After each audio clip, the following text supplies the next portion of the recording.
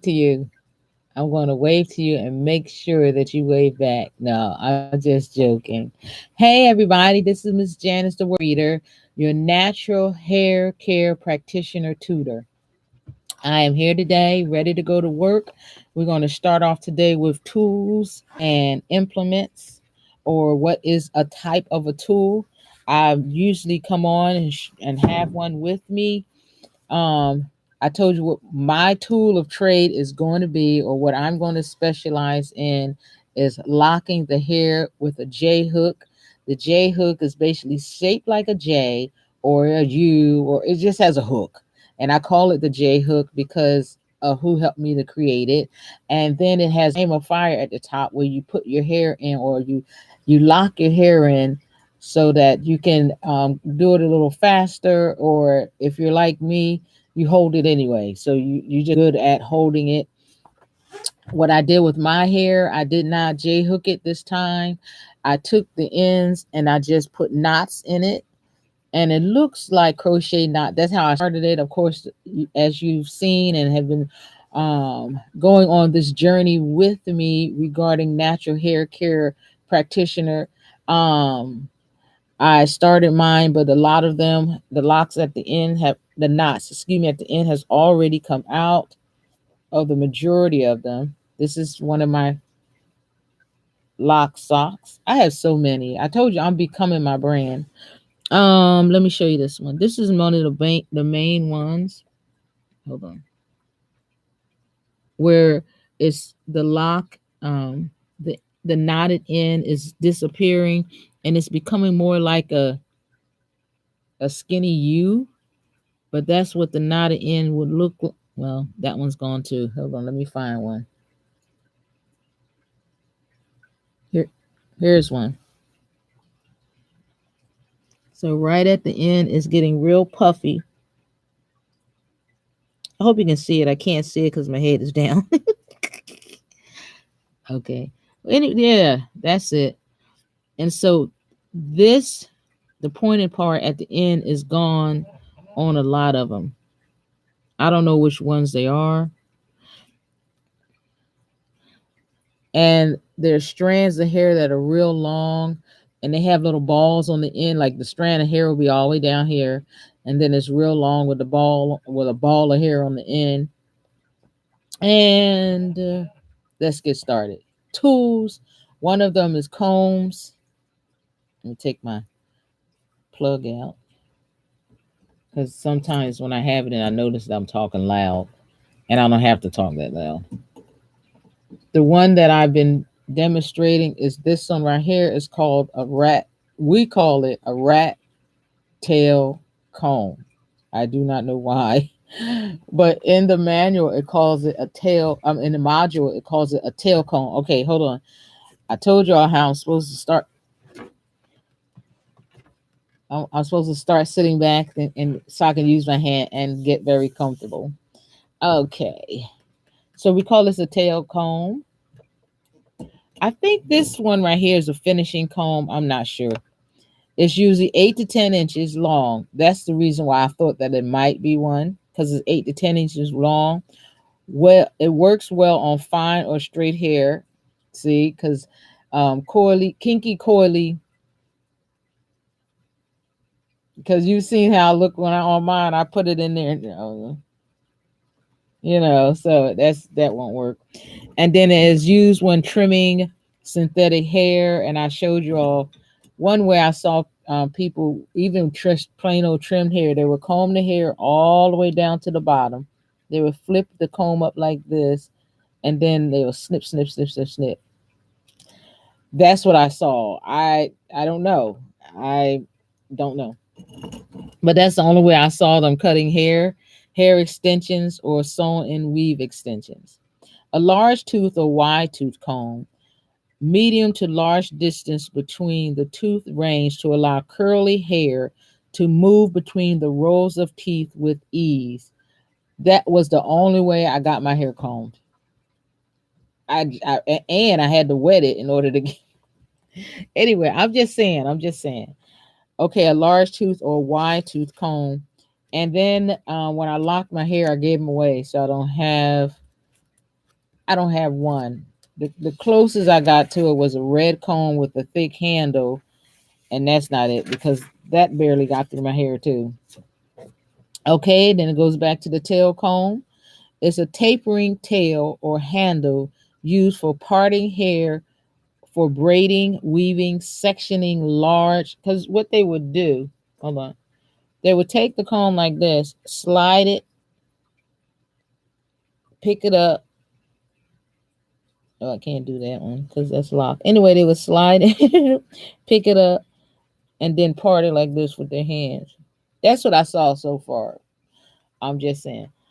And I believe my that's the type of comb that my daughter used, like in May or something like that, when I decided with my hair growth process that I wanted to combine my locks. Um, didn't work out because the rubber bands, first of all, was kind of tight, and I didn't think of this yet. So the rubber band, the rubber bands is kind of tight, so that didn't work because I I didn't want the rubber bands in my head. They were making my head itch, and I thought I was allergic to them, and it was just not a good combination with tight rubber bands and me sectioning off my hair. I started out, I believe, with 148 58 locks, and then I ended up having 40 something. No, I ended up having 50 something locks, but it wasn't quite 58 because I'm 58, so it wasn't quite 58. And I think if it was 58, I probably would left them in no matter what. But then, like I said, I noticed that the top was growing in, but it seemed like it wasn't growing in like under the part. It was like a half lock on the top. So anyway, I took them all out with the I took them out with this. Now I'm not recommending this because it's pointed, but I do notice that it seemed like when I used it, it didn't take out that much of my hair. I've seen people that had locks and they were taking them out, excuse me, and it was taking the hair out and they had like bags of hair, but I didn't have I was like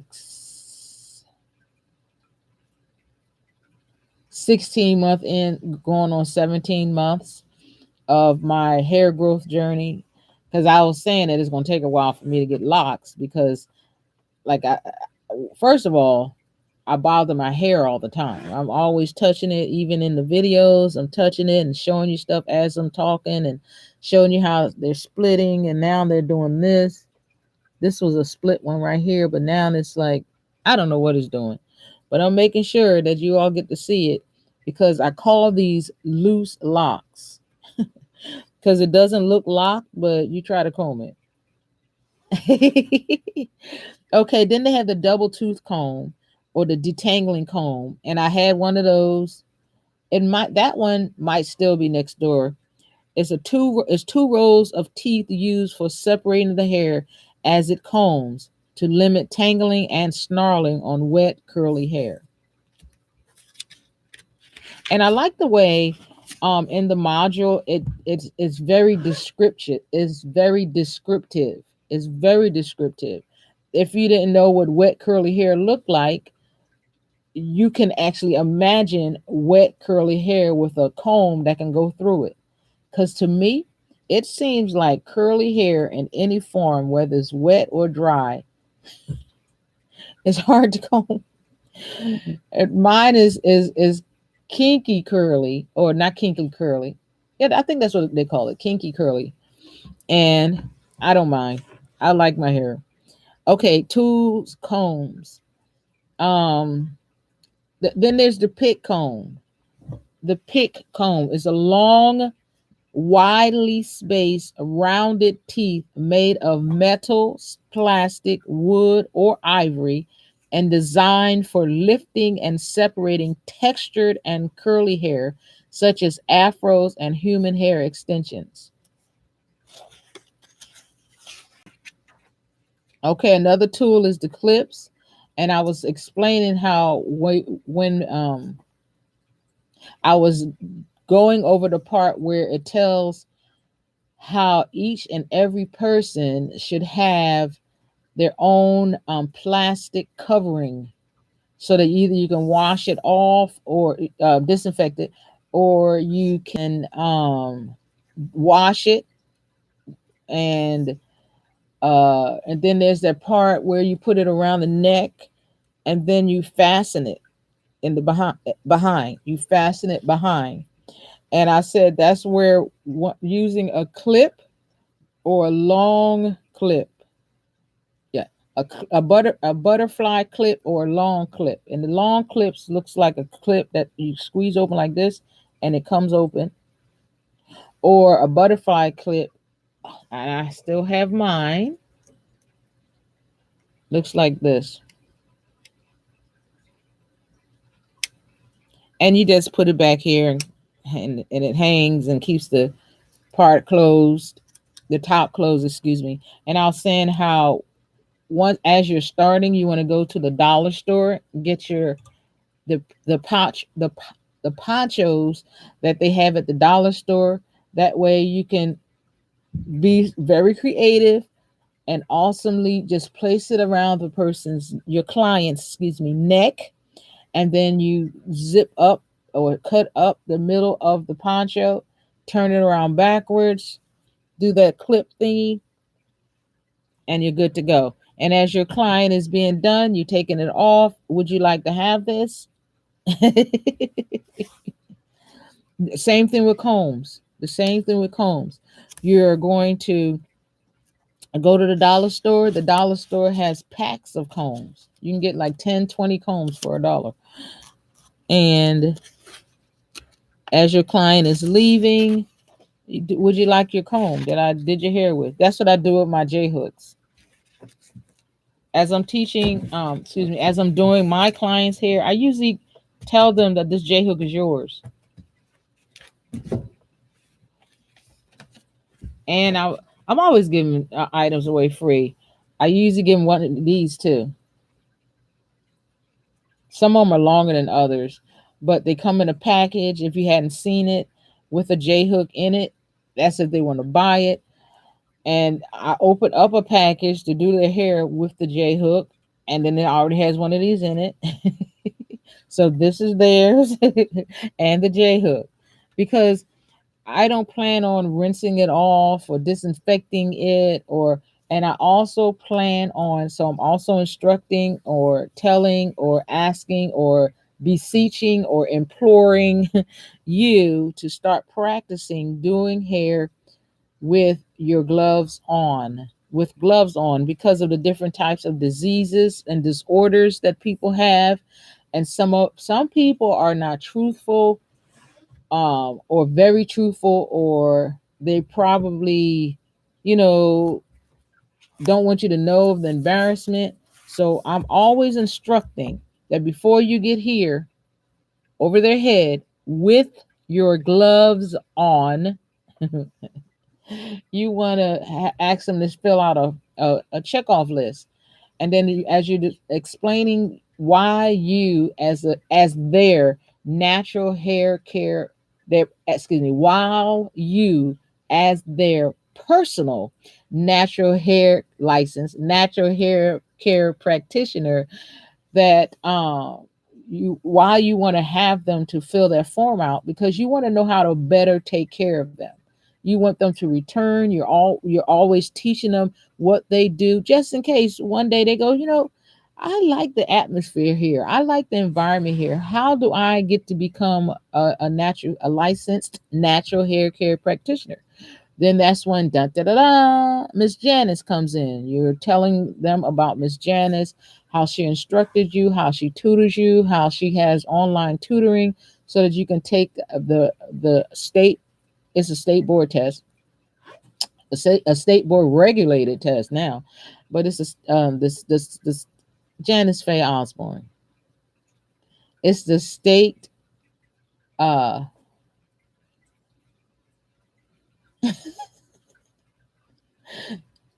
I don't want to say state board, because it seems like every time I say that together, it my mind goes somewhere different. So it's probably not called that, but it's the natural. It's the written. It's the sit down written natural hair care practitioners test. I'm thinking of how it got started, and I'm thinking of House Bill 3409. And I'm thinking of like the first page or the second page of the module. That's how come it wasn't coming out right. Okay, tools and needle tools, curved needles.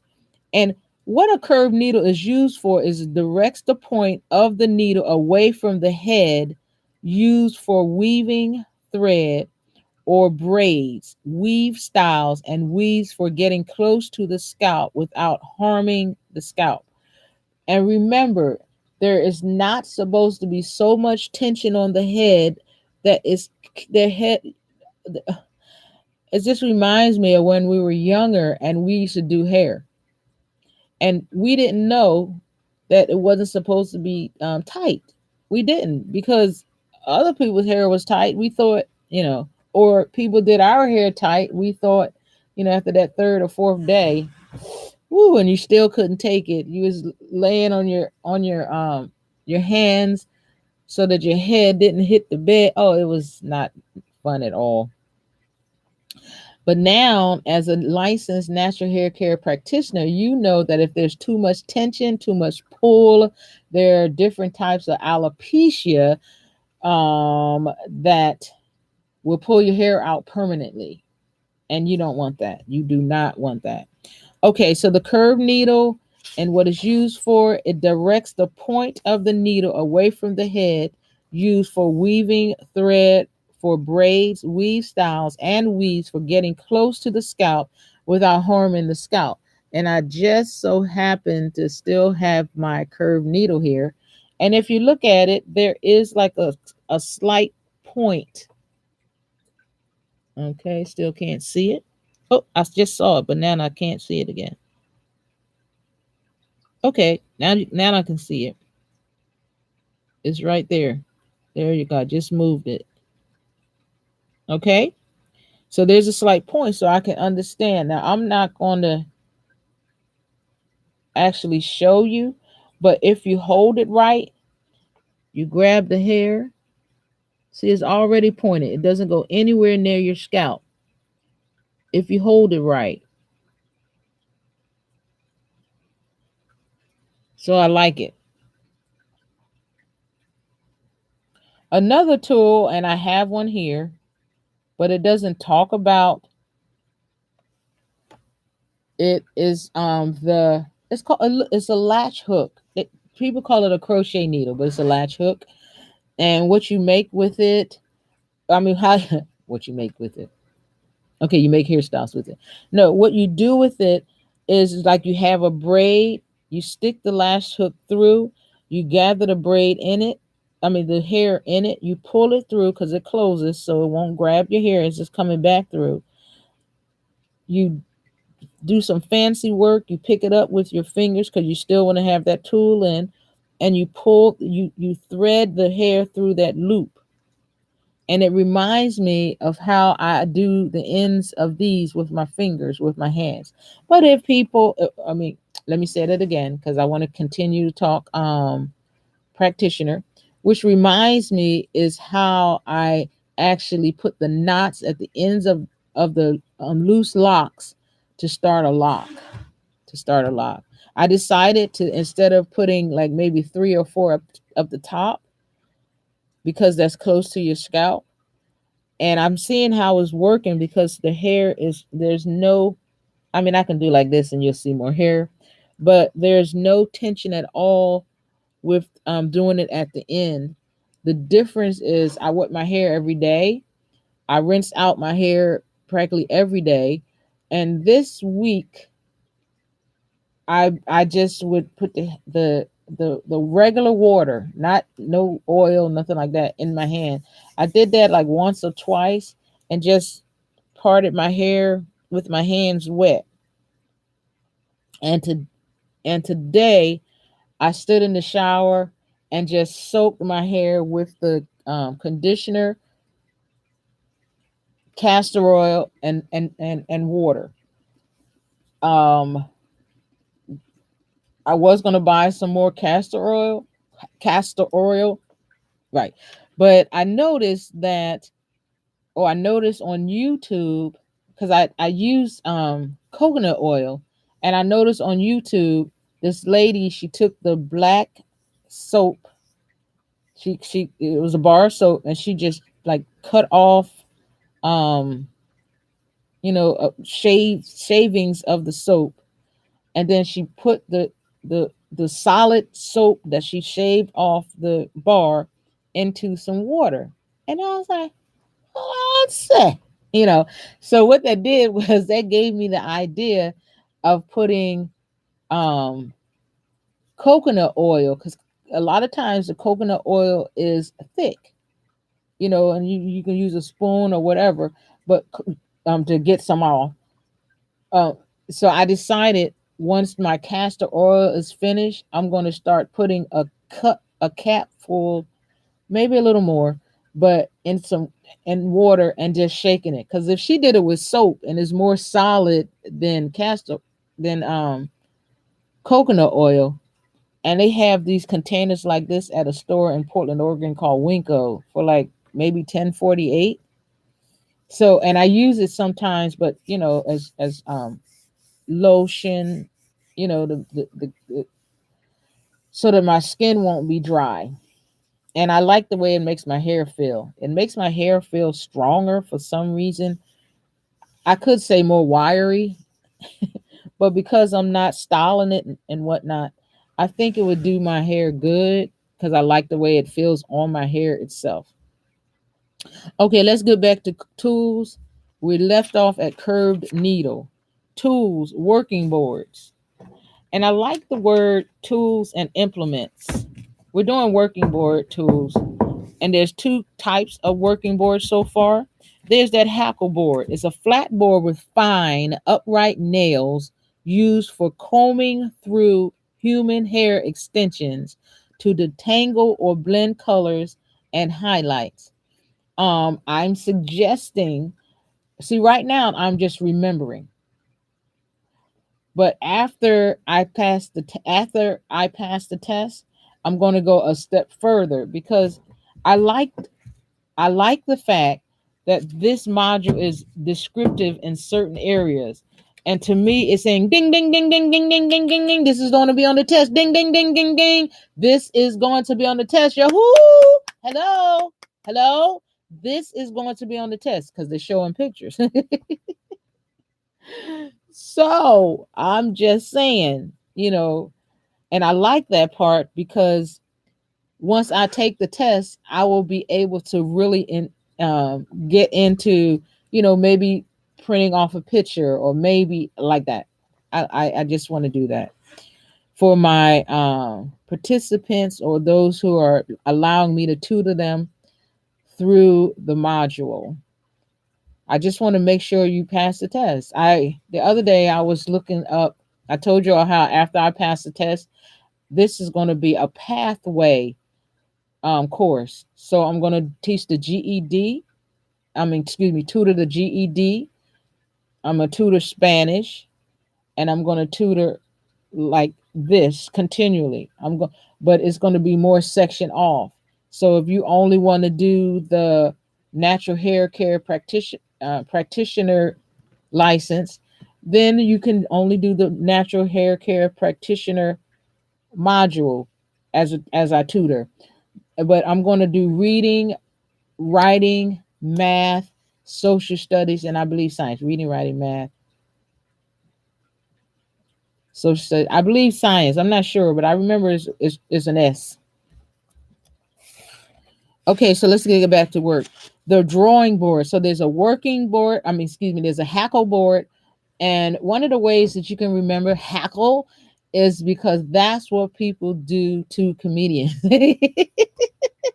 They hackle them because they're bored. No, I'm just saying.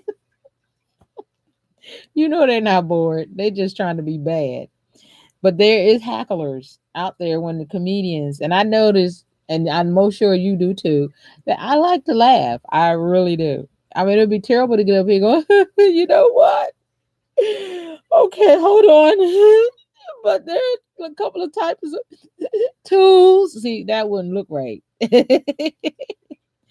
So they have a hackle board and then they have a drawing board. A drawing board. And a drawing board is a flat leather pad with very close, fine teeth that sandwiches and secures the human hair to allow the needed proportion to be drawn from the board without disturbing the rest of the hair while braiding. So instead of like, what did I used to do? Rubber banding an end, taking the rubber band off, pulling it apart, like laying it over here, holding it, doing the rubber band again, putting that over here, getting the hair and picking it up again, wrapping around the place I'm going to, that's free, plaiting. If I'm doing, what's the name of those braids? Oh man, I just told y'all the other day how my sister just did a set box braids. Anyway, let me see that I finish reading. Yep, without disturbing the rest of the hair while braiding. And I told y'all I want to get one of those heads, those wig heads, but it always had hair. I don't know what it's called. Head models, hair models, but it's like plastic or like that. Oh my goodness, I thought I found page number 2, but I didn't. It's page 90. It's the Oregon laws and rules. The following information is taken directly from the Oregon Revised Statutes. Remember, I told you there are rules, there's regulations, there are requirements, there's laws, standards, and now there's statutes. So you got rules, regulation, requirements, laws, statutes, and standards. So there's 6 that you should remember, and this so happens to be Oregon's laws and rules. And when it talks about laws and rules, it always tell you where they came from.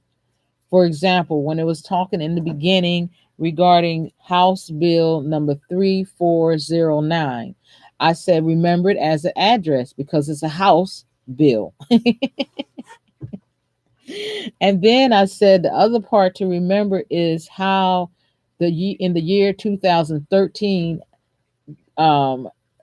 natural hair care practitioners was separated from cosmetology. So you don't have to go to school or anything like that. You don't have to take any continued education. But I also say, yet, it's coming. It's coming because that is another way to get money.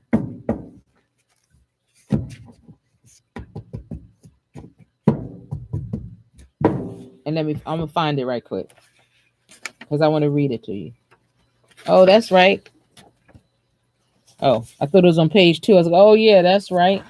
We don't know where 2 is. It's natural hair care. During the 2013 legislative session, House Bill 3409 passed, creating natural hair care as a field of practice under the Board of Cosmetology.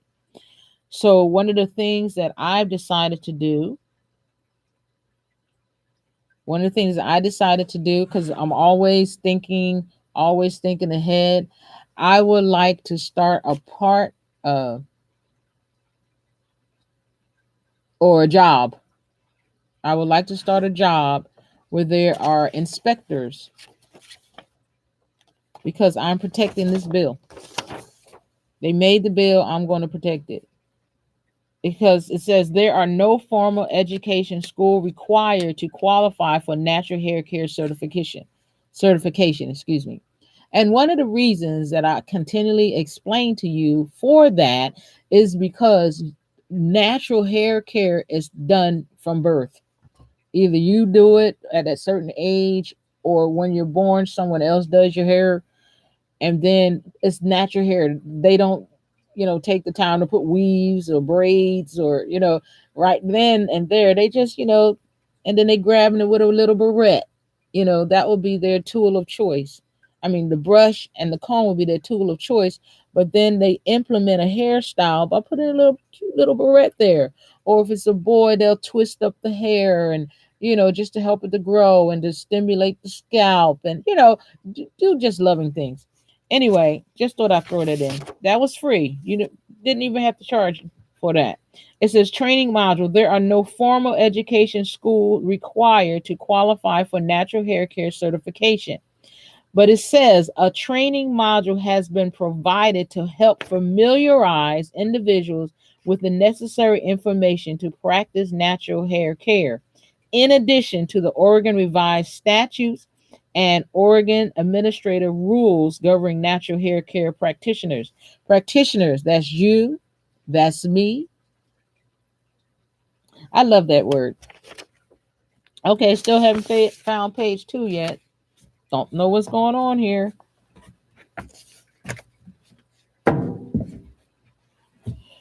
Okay, I turned it over because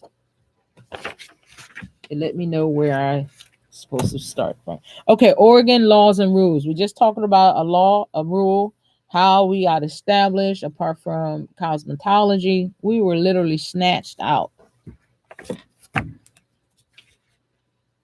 during the legislative session. House Bill 3409 passed. So if they're going to pass a bill to make it possible for you, myself, to be able to venture off, to train individuals, to tutor, to teach, to open up a private a private practice. Well, that's really what it is. Open up they call it a licensed facility by following these rules and laws and regulations. Okay. It says the following information is taken directly from the Oregon Revised Statutes, Chapter 690, and Oregon Administrative Rule, Chapter 817, governing all cosmetology fields of practice in Oregon. Now, here we go. So this was taken out of this big, thick book, the big, humongous cosmetology book. And now we're going to read them. It says fields of practice. So these are the ones that was taken out of the big thick book that you had to do over 1,000 hours, 1,200 hours. It was a lot. It was months of school. Just so that you can be either a barber, aesthetic. Now, I believe aesthetics is when they do the facials, but I'm not sure. Hair design, nail technology, and natural hair care. Now, check this out. Because they've taken it out of the big thick book, and is it 609 817? Let's see. 609. So that was the rule. Chapter 690 and Oregon Administrative Rule 817. So, and you may have to read this. I mean, remember this. And the reason I'm saying you may have to remember these laws and rules and regulations is because they put it here. They put it in your module. And the module is separated by, that might be what page 2 was. It says the chapters of the book. Like natural hair care training module. Hold on 1 second. I'm just going to do it quick. And then it says procedures. By the way, I'm looking for licensed natural hair care practitioners who specialize in braiding, licensed natural hair. See, I'm getting my own plugs out. Natural hair care licensed natural hair care practitioners who specialize in cornrowing. And what the reason I'm saying that is because I want people to teach their specialty and then learn to switch. And the reason I'm saying that is because of what we're reading right now. Anyway, let's keep going. Prohibitions. So, and I believe hair defined, hair functions. So I believe that was what was on page 2, but I'm not sure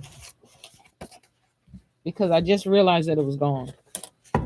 So it probably been gone, and I probably should just print out another one just in case it changed, because the address where you take the test changed, and that's in the module. The old address is in the module. But when you call them from the number that's on the website, they will tell you while you're waiting. In order to take the state board test, the health licensing office has whatever. I don't know what the voice is, but you get what I mean. Anyway, so what I'm trying to explain to you is this, simply this: that once you get your license as a natural hair care practitioner, and I like locking. That's why I have so many things in the fire, so many ideas in the fire. I'm gonna try every single last one of them until somebody say you're not allowed to do that as a licensed natural hair care practitioner. I said, what else can you do? You see what I'm saying? Oh, okay. So anyway, so because I want to be a distributor of lock socks, which I am now, but I think I will be more effective as a licensed natural hair care practitioner, because now when I hand out my business card, I can put distributor, licensed natural hair care practitioner, lock specialist. You see what I'm saying? I can anyway. Okay, inspector. Oh my goodness. Licensed facility inspector.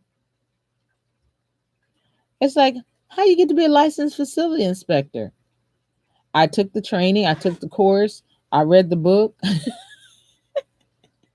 I read the module, I applied, I got my license, and now I'm doing it. No.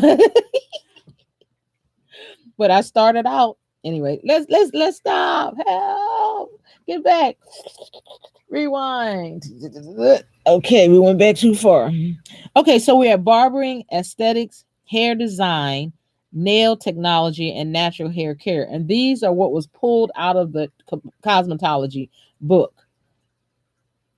Now, what was the first part of the number? I need somebody to start typing. Okay, what chapter was it then? Three numbers, 600 and what? An Oregon Administrative Rule chapter. See, because in that book, it tells all of the stuff as a cosmetologist what you can do. And it just broke it down. So the barbering part is even different from this. But they should have a barbering book just in case you decide, I want to cut hair too. And I want to be a licensed, and I want to have an independence. I want to be an independent contractor. See, just the word independent contractor makes me know that I can become an inspector. Independent contractor. Because I'm talking about a covering. You want to have a covering. You don't want people to be telling, and then I need somebody to, to be like looking at me too. So I can keep it straight and on up on the up and up. So let me get back to the part where you decide you want to do something else. It's in here. It says natural hair care, or you want to do nail technology. You want to do pedicures and manicures. See, you can do that.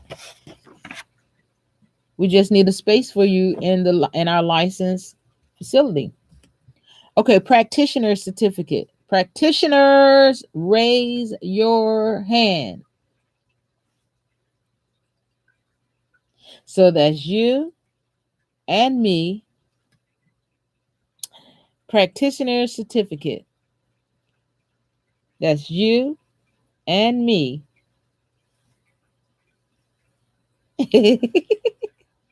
A written authorization allowing an individual to perform services in one or more fields of practice. That's why I said that. You might want to be a barber next. You might want to study that module. You might want to be a nail Oh my goodness. It's not specialist. Technology. You might want to get into nail technology. You might want to be a nail technologist. You can get as many licenses as you want. Okay, a written authorization allowing an individual to perform services in one or more fields of practice. A practitioner certificate is good for 2 years, but you see, it doesn't say. It says one or more field of practice. So that's what I'm saying. Heads up, heads up. You can do it. You can do it. You might even think of something that you want to do after you get your license, natural hair care practitioner. Might want to start doing art of natural hairstyles. You can say, I'm a licensed natural hair care practitioner and I specialize in drawing. So I put the two together, and now I'm a licensed natural hair care practitioner who has a, who works at a license. No, excuse me, who has a licensed facility, and that's where all my work is. As I'm doing hair, somebody point, oh, that's a beautiful picture. You know who drew that? I did. What? Wait, hold. You're doing their hair. They got their lock getting started, and all of a sudden they say, "What you did?" As you still got their lock in your hand. Are you sick? That's beautiful, man. Man, what? How did you get started? Well, I've been drawing all my life. And one day I decided to go natural. You went through all the stages. You permed the hair, you curled the hair, you had the Jerry curl, it was long on your shoulders. You was my I had a friend that called it hair mucus. Hold on, I gotta get this out. She would call it hair mucus.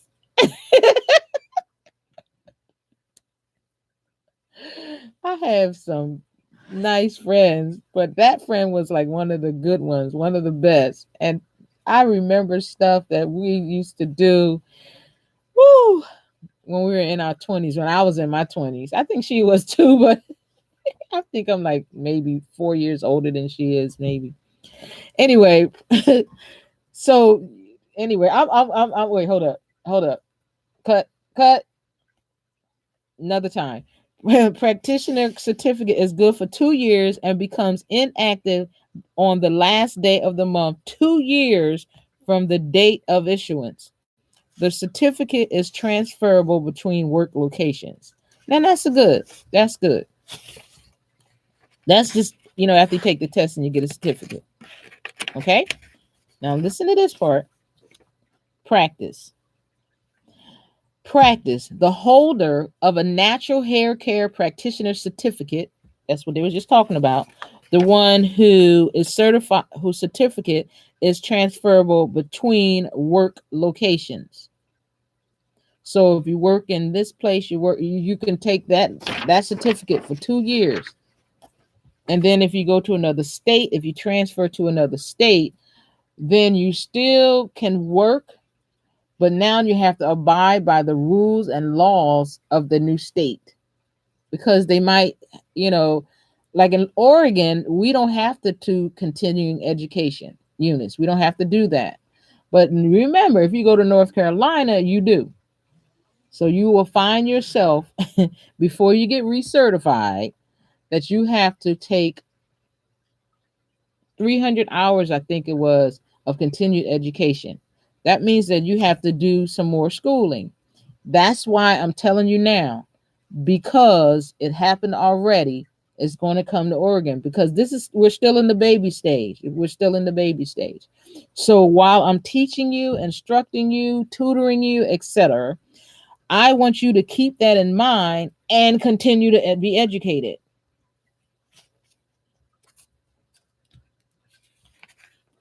Okay, so you can practice, or the person who has that certificate. So you and I, as practitioners, wait a minute, you and I, as practitioners, anyway, uh, are the holder of a natural hair care certificate, may practice in the capacity as an employee. Maybe you want to work for somebody. And then later on, you decide, working for people is not good because as Miss Janice continually tutors me, she makes it known that I am responsible for keeping the facility clean. And not only am I responsible, but everybody else is. And because everybody else is not keeping up their part of their certification, I think I want to be an independent contractor. That way, I can make sure that everybody keeps up their part of the certification, or the rules, or the laws, or the standards, or the regulations, or the statutes. Remember, there's six of them. There's rules, regulations, requirements, statutes, laws, and standards. Okay, you can be an employee or independent contractor or a freelance authorization. That right there, that word right there, right there, freelance, right there, freelance, right there, freelance authorization. That lets me know that I can be an inspector.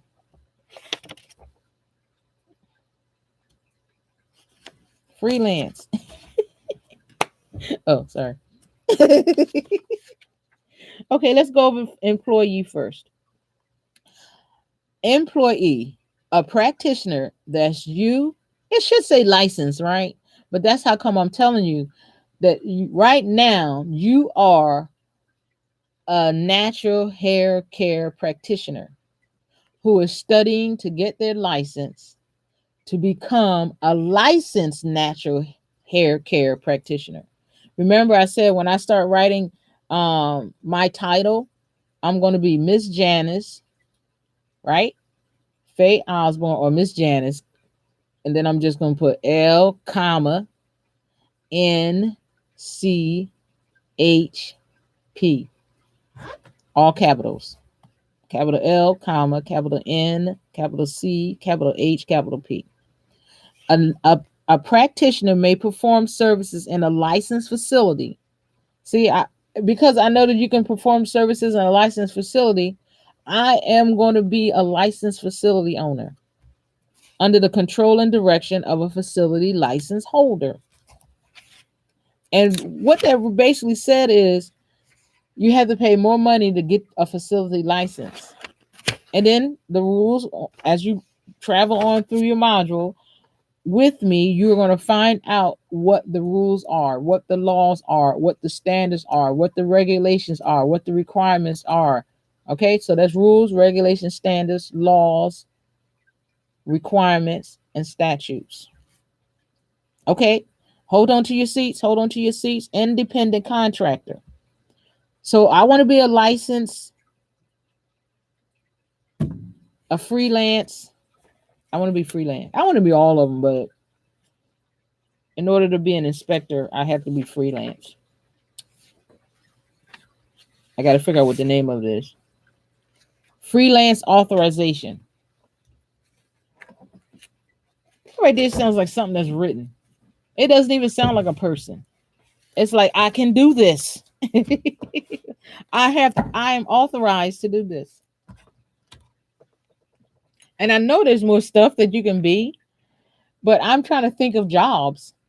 So I have this one person that does grants. I'm gonna ask her to help me to write a grant so that I can hire people to be licensed natural hair care practitioner inspectors. I want to make sure that this law from 2013 House Bill 3409 is passed, and then the chapters from out of the cosmetology book are our standard. We're going to lift up the standard. We are not going to let it fall to the ground.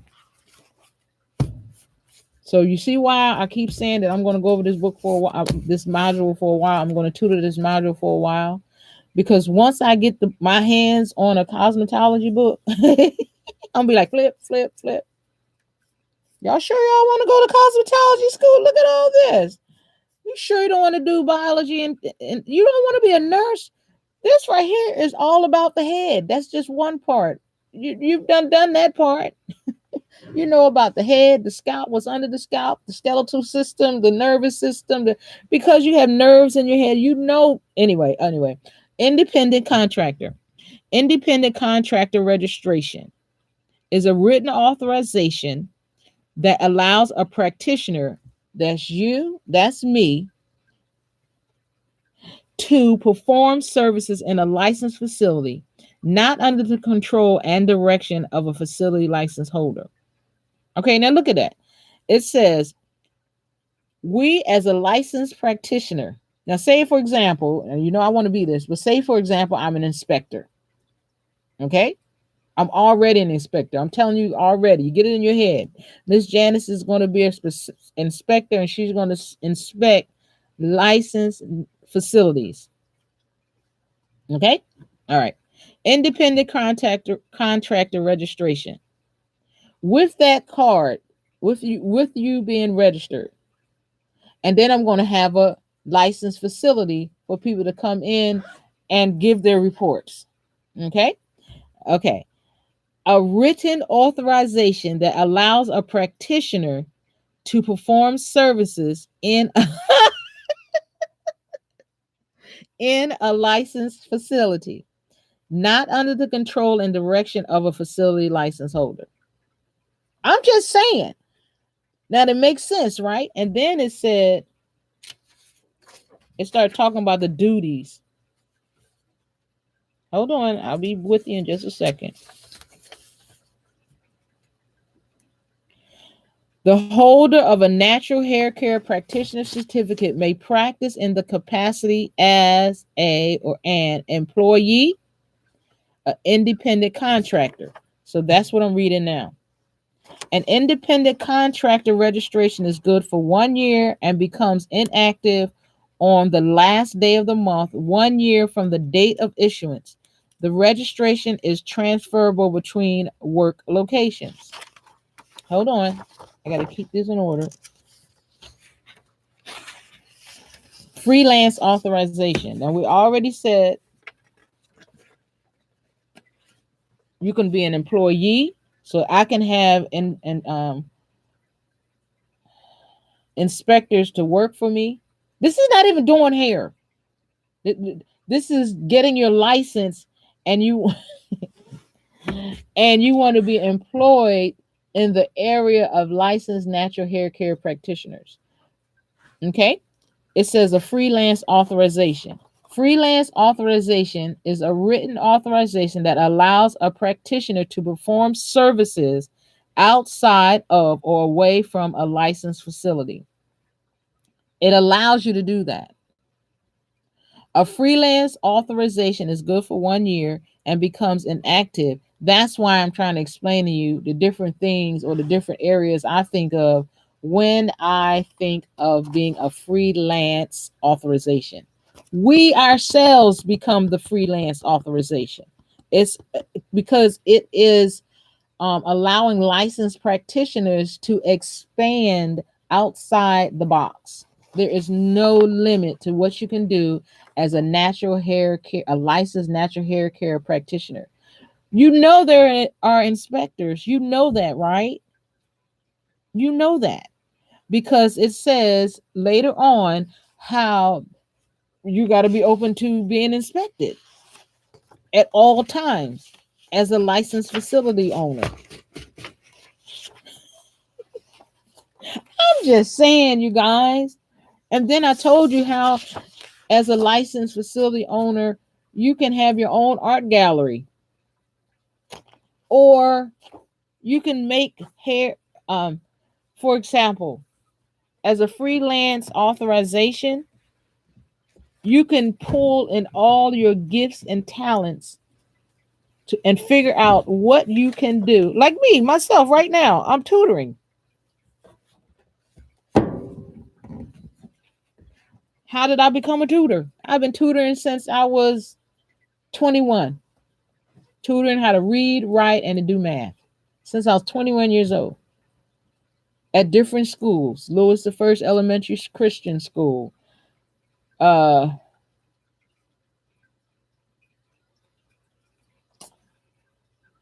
Concordia University, Multnomah, the Bible College, Multnomah Bible University. Excuse me. I like to tutor, and tutoring is tutoring. All you do is, and that's how come I said that my name all over the internet is Miss Janice, the word reader. Because when somebody wants to learn something, I literally get a book, like it doesn't matter what book, and I start from page one. Seriously, I start from page one. I be reading who wrote the book, everything, and when it was copywritten, all that kind of stuff. Because normally, who reads that? It's like when you read the Bible, you start reading the chapter itself, but now the Bible has titles. Jesus goes to Nazareth, and then so you're reading Saint John, or Jesus walks on water, and you're reading Saint John, and or Jesus heals the blind man. You're reading Saint John, but you see, you're still reading, but we skip over that bold stuff that tells us what that specific chapter is about. Well, why do that? Why not read everything when you read in a book? It tells what the book is about.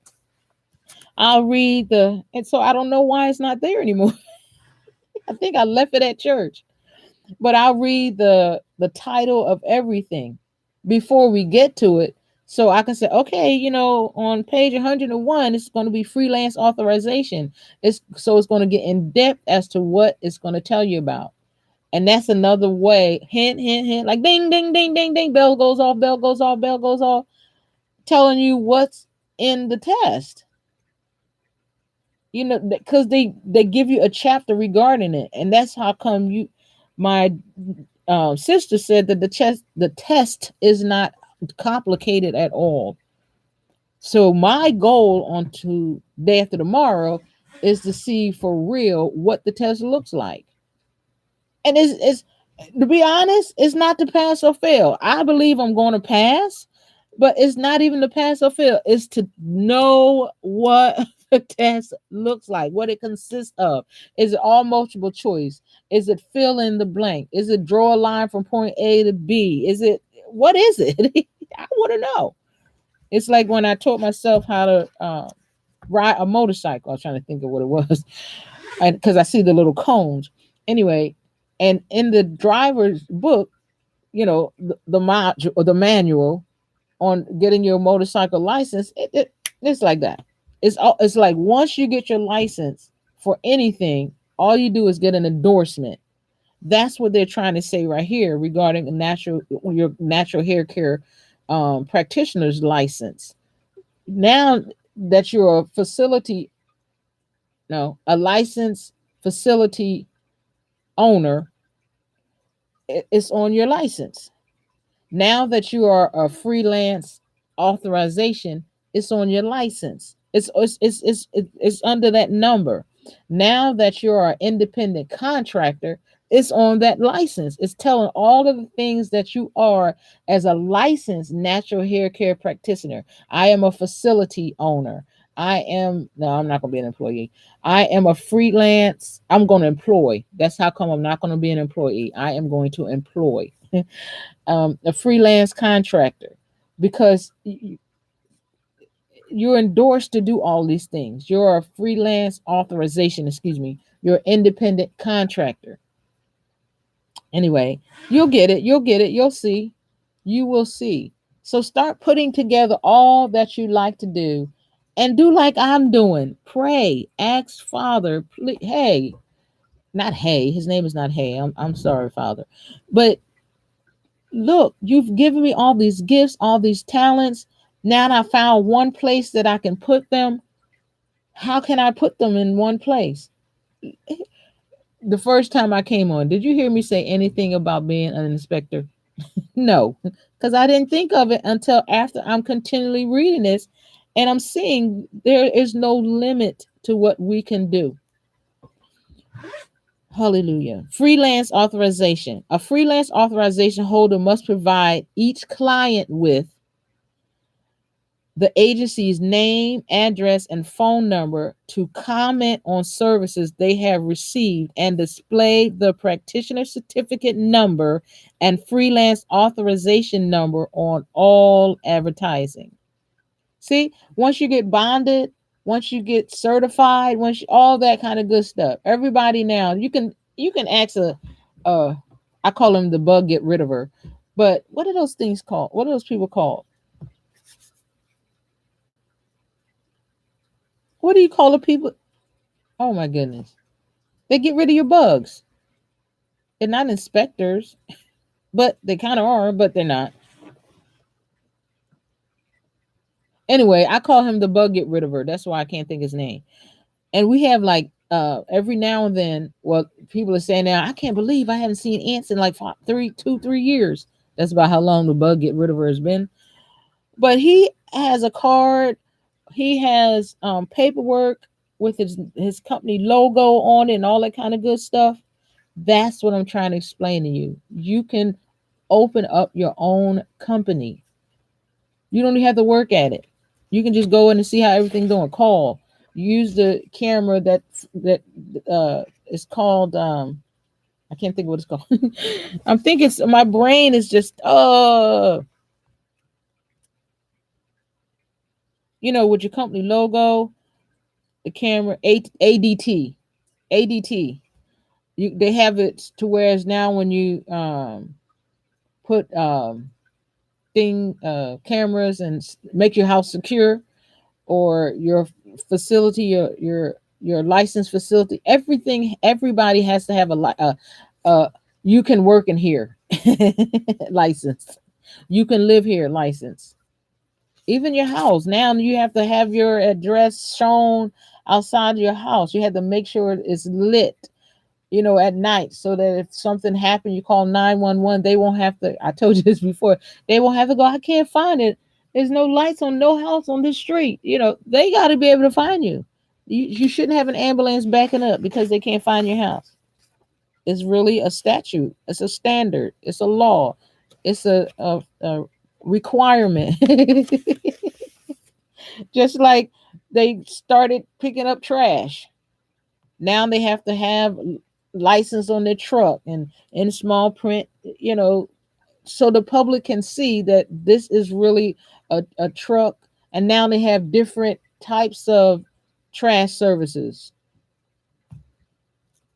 You got to get a license. And this is what I'm trying to explain to you.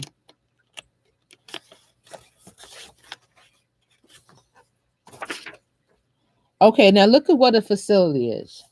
Now, what I remember about a facility, I explained the other day that it has to have a regular floor, not dirt.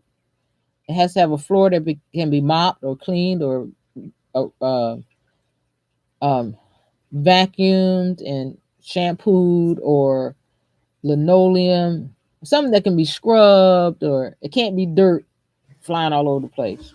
One, you don't want dirt, but anyway, some people don't know that. Just like some people, it's now that it's like it's a law that on bleach and all that kind of stuff, don't swallow. This is, and if it is swallowed, this is what you do, and then you call this, and whatever. Okay, let's go. Facility, an establishment operated on a regular or irregular basis for the purpose of providing services in one or more fields of practice. So my facility can be an office with a section that does hair, with a section that has a receptionist, with a section that see.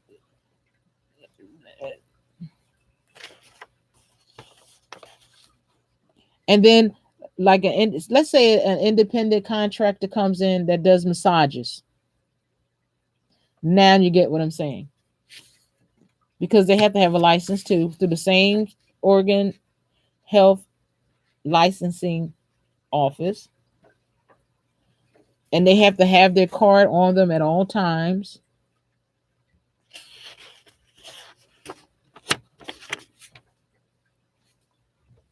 Okay, facility license. Facility license, a written authorization issued to a natural person to operate a facility for providing services in one or more fields of practice. So it's a licensed facility. There's nothing that says you can't do that. As long as you have a license and you have your card on you. Because if you go on the site, which I gave you before, www dot well, you know which one I'm talking about. I believe it's healthlicensingoffice.org or hlo.org/license. And you can look up that and you can see all the licenses that get nursing, cosmetology, of course. And then because even when you're writing, when you're looking for your application, and I send you to the site, the www.hlo.org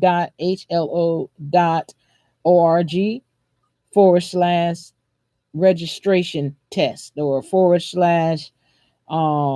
certification test or forward slash like that. And then you ask for what you're looking for after that forward slash. You will see if you put the word license, you will see all of the licensing that they are authorized to give. It's in every area in Oregon. It's in every area. If you want to be a licensed electrician, they still have a health part too. Because they have to work with their hands. So I'm most sure they at least say that you have to have gloves on. You know, the type of gloves where electricity can't go through, something like that, if there is such a thing. I'm just saying. Facility license is a written authorization issued to a natural person to operate a facility for providing services one or more areas of practice. It's not saying which ones. And that's what I just explained to you. A facility license is good for 1 year and becomes inactive on the last day of the month, 1 year from the date of issuance. The license is not transferable from person to person or from location to location, which makes sense because once you get a facility license, it tells you have to have the address on it and you have to have uh, the name of the licensed facility seen to the public. For example, if I go down Burnside and I'm going to the left, no, wait, it's on Gleason. If I go down Gleason, and I'm going to the left, there's a barber there's a person, who has their barber shop in their house. So on their front window, it says the name of the barbershop. It has a barbershop sign and the address. And I didn't look close because now that I know, I'm going to go, wait a minute. They don't have their license number. Yeah.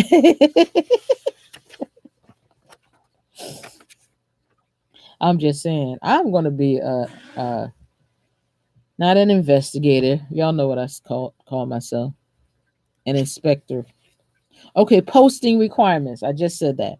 All practitioner certificates, so that's your certificate, my certificate, facility licenses, and independent contractor registrations must be posted in public view. Freelance authorization holders must show their authorization upon request. So if I'm as an inspector, right? When I ask somebody in a licensed facility, may I please see whether your authorization to do hair? They have to show it to me. And they can tell that it's not like, I can take them out or anything or handcuff them. I'm just an inspector. I'm just the one that makes sure that, okay, you can do this. Thank you. Give them a lock sock.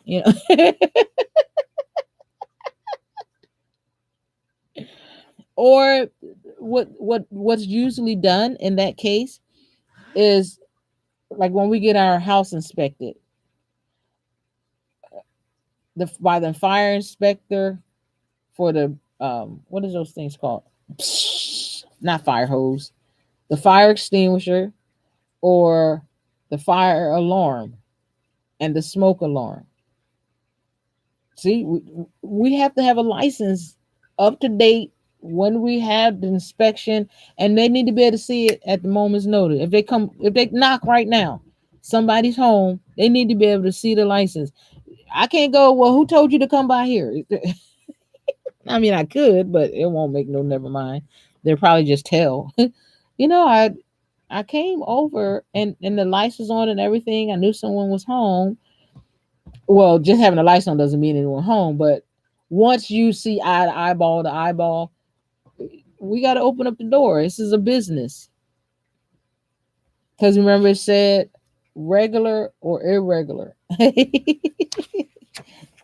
Anyway, let me see that I make sure everything was okay. If you're a freelance authorization holder, you must show your authorization upon request. Anyway, that right there says inspection to me. It does. So one of my first things, or my first question is, how do I become an inspector? After I found out that I can open up my own inspection company, because the only thing people is worried about is how am I going to get paid. You go on a job. Are you authorized to have this establishment open? You don't do that.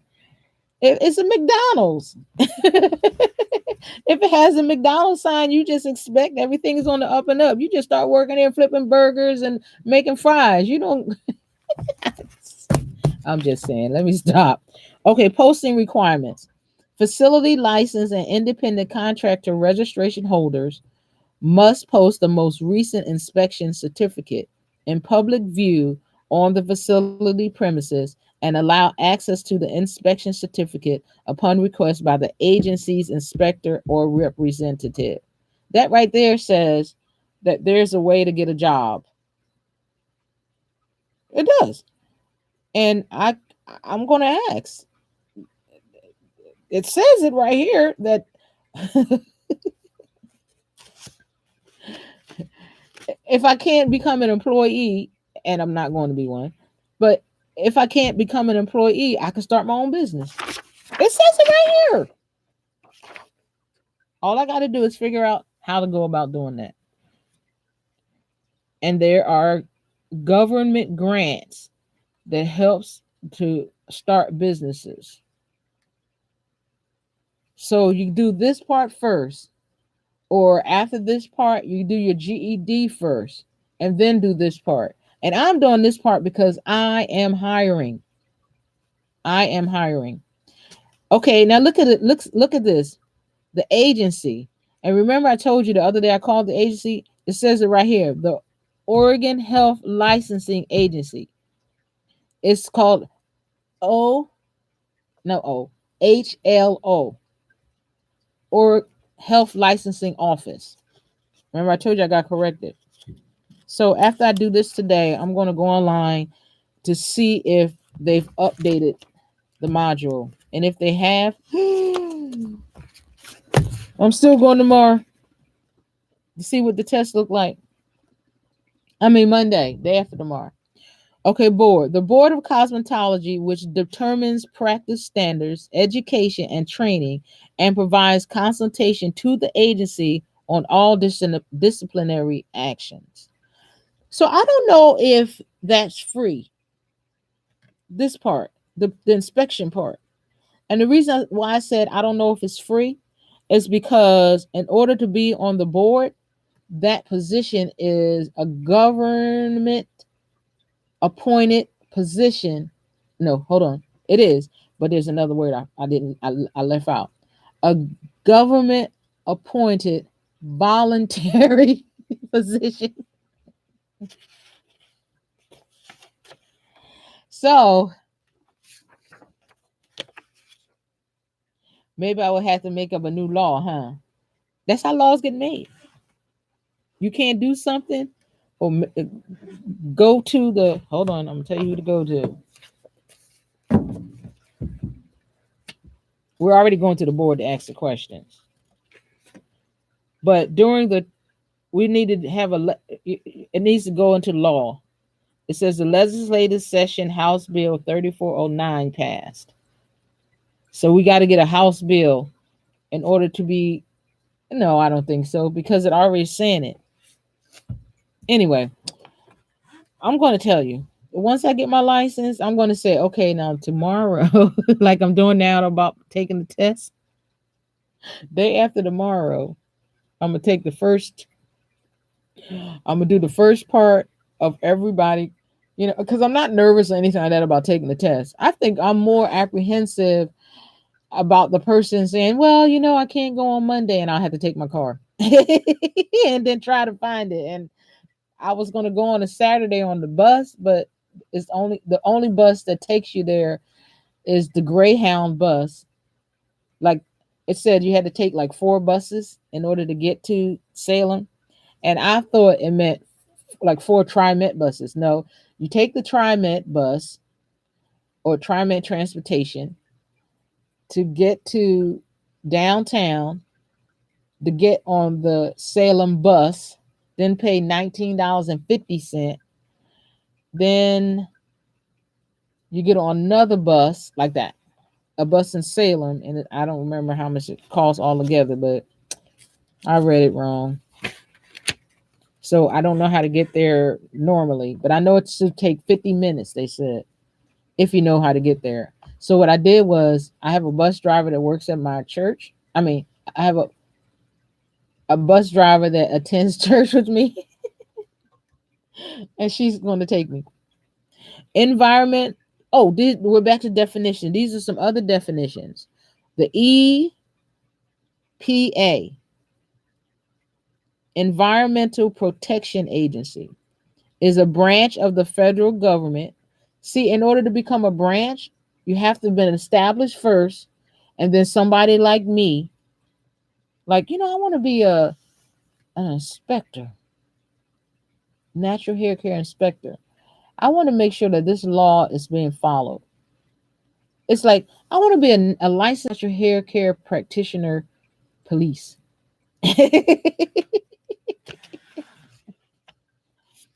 It says Environmental Protection Agency, EPA, a branch of the federal government which approves and registers chemical compounds and agents.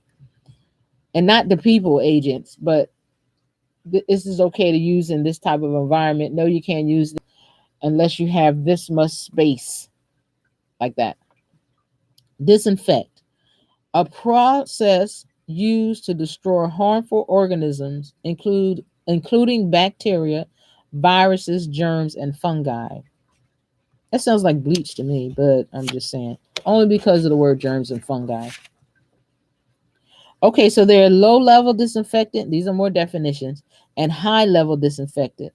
A low level disinfectant is a chemical agent which has demonstrated bacteri, bactericidal, germicidal, fungicidal, and limited virucidal activity and registered with EPA, Environmental Protection Agency. Okay, now look at the high level one. The only reason why I will suggest that you remember the low level one so that you can kind of, just in case it's like not necessarily fill in the blank, but this is like, is this which one of these is not a low level disinfect? Or which one of these is a low level disinfect? Or which one of these is a high level disinfect? Remember the low level disinfect. Okay. And the reason I'm saying it because listen to the high level disinfect. It has the word tuberculocidal activity and is registered with the EPA. A chemical agent. I said it backwards. Okay. I said it backwards. You need to remember the high level one because it basically says tuberculocidal. Because I think about tuberculosis, but that's the only chemical agent which has demonstrated tuberculocidal activity and is registered. See, that was short. Now let's do the first one. Okay, you decide which one you don't want to remember. I told you how I remember I was in the army and how I remember left and right. When they would say right, and I'll tighten my right arm, face, and I turn that way. Left, and you tighten my left arm, face. Then they go right face, left face. You you would have to get faster, but that's how I remembered, and I would always get it right because the last person in would usually get a salute or whatever. It wasn't no candy. I would have won everything if it was candy. Hold on, let me give a laugh out for a second. Okay. Okay. Okay, now we're going to decide which one we don't want to remember. We don't. We don't want to remember. Do we not want to remember high level, which is known to destroy bacterial, um, tuberculocidal activity? Is demonstrated. It's a chemical agent which has demonstrated tuberculocidal activity and is registered with the EPA. Or do you want to remember low level disinfect, a chemical agent which has demonstrated bactericidal, germicidal, fungicidal, and limited virucidal activity and is registered with EPA? So you decide. I suggest it. Now you decide. Do you want to remember the high level disinfect or do you want to forget? No, let me stop. It's up to you. But the high level disinfect is a chemical agent. Both of them are chemical agents, which has demonstrated. But the high level one is like it demonstrated that it can actually, a chemical agent which has demonstrated tuberculocidal activity and is registered with the EPA. See, some ways to remember is to, if we have two choices, is to remember the easy one.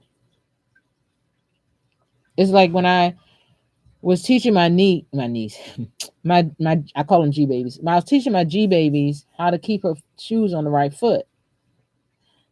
So, what I said was, if it's the wrong foot, there's a V, and the V is. Oh, well, first I asked her, did she know what a letter V was, and she said yes. And then I made sure, and I said, "Can you see the V?" And she said, like her shoes are on right, and so this touch. So she said, "Yes, I can see the V." I said, now can you see the letter V?" And she said, "Yes." And I said, "Well, when you see the little V, that means that your shoes are on the right foot. But if the V is big, that means your shoes are on the wrong foot." And she said, "Okay." So she put her shoes on later and she said, "Gee, mommy, I have to change my shoes around. They're on the wrong foot. See?" And she learned it just that quick because the V is really big when they're on the wrong foot. So that's what I'm saying. You learn by teaching them something simple, and that's what that just did. The bacteria that is known to basically destroy tuberculocidal agents is the one that you should remember. I'm just saying. You can remember whatever one you want, but I'm just saying because one of them has three, which is it kills everything. It can kill bugs. It can kill. Hold on.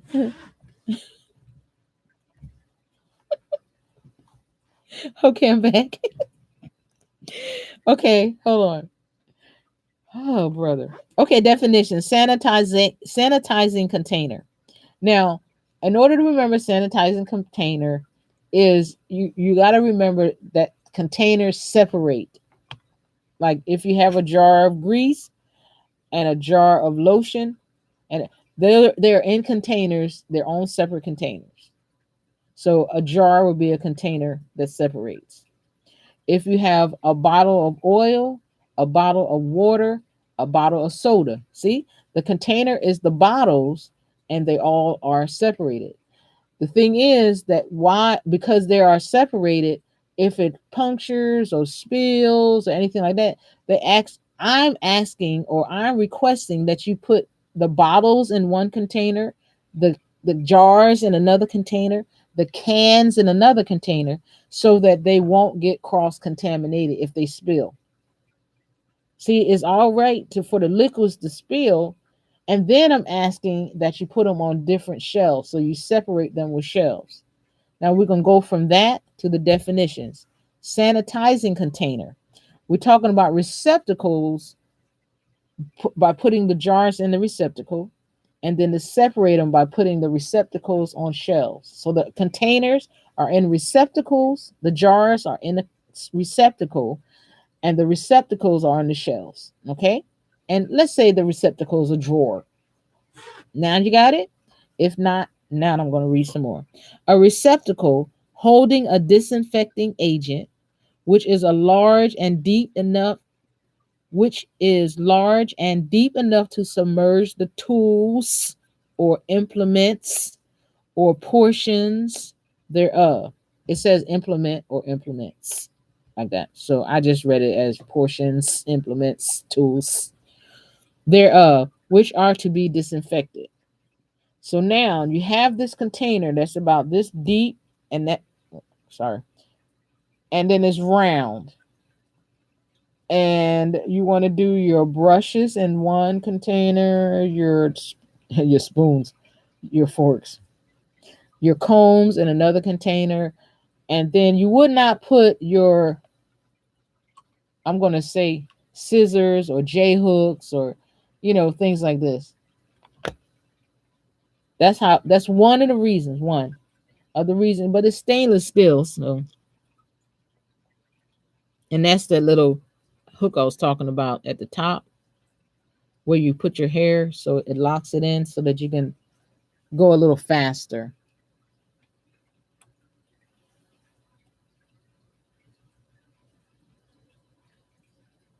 Hold on one sec.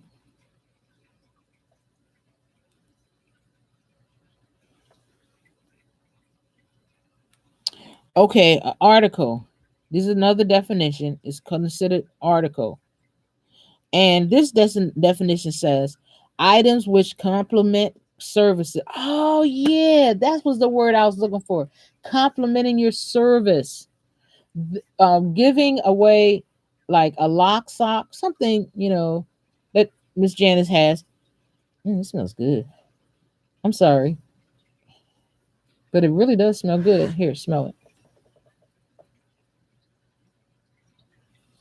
See, told you. But I mean little things, like a pack of uh what is this called? What is this called? I can't think what it's called. An implement. Like an implement that helps you to create a hairstyle, a ponytail holder, but a fancy one that you made, not, because I make these. Or I sew stuff around it so that, it just looks really cute around your ponytail. I'm just saying. I make all kinds of stuff. Okay. But so the word I was looking for a while ago was compliment your services. You want to do things that bring back your customers or or make you get a good evaluation because you want as a licensed natural hair care practitioner to set up rules and standards for yourself so that you're covered in every area of your license. You don't want 3 weeks down the road somebody coming back and saying, I have lice. And I did not have lice before I came to your shop.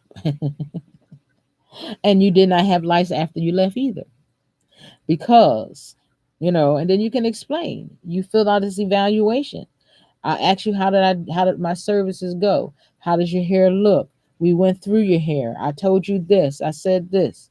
You see what I'm saying? Because there are accusers of the brethren.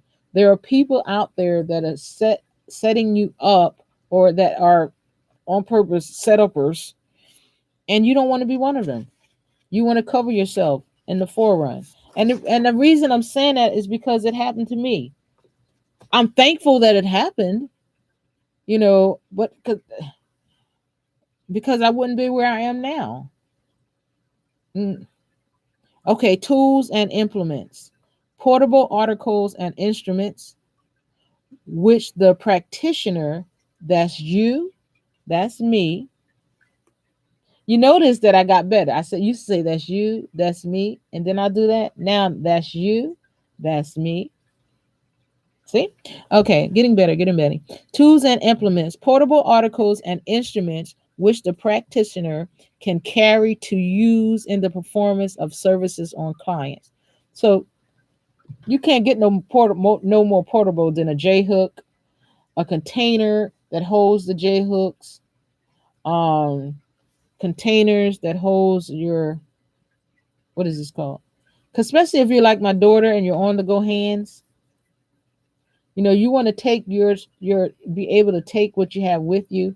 I have a container that's about this deep, and it's a little bigger than that. I just want to keep my hands in the mirror. Hold on.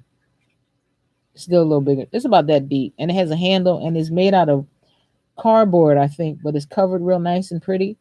And it has right now it has like a holder like this for a book, a magazine. It has another holder for knitting needles, another holder for like that. It's real snazzy. I'm going to figure out something to do with that. I just wanted to tell you what I have that will make portability easier. Portable articles and instruments which the practitioner can carry to use in the performance of services on clients. And you want to also be able to always carry complimentary stuff. And I got that from not only from the module, but what the module did was it brought back when I was selling Avon. I used to drop off packets to people's houses. Now all you got to do is just drop off a fancy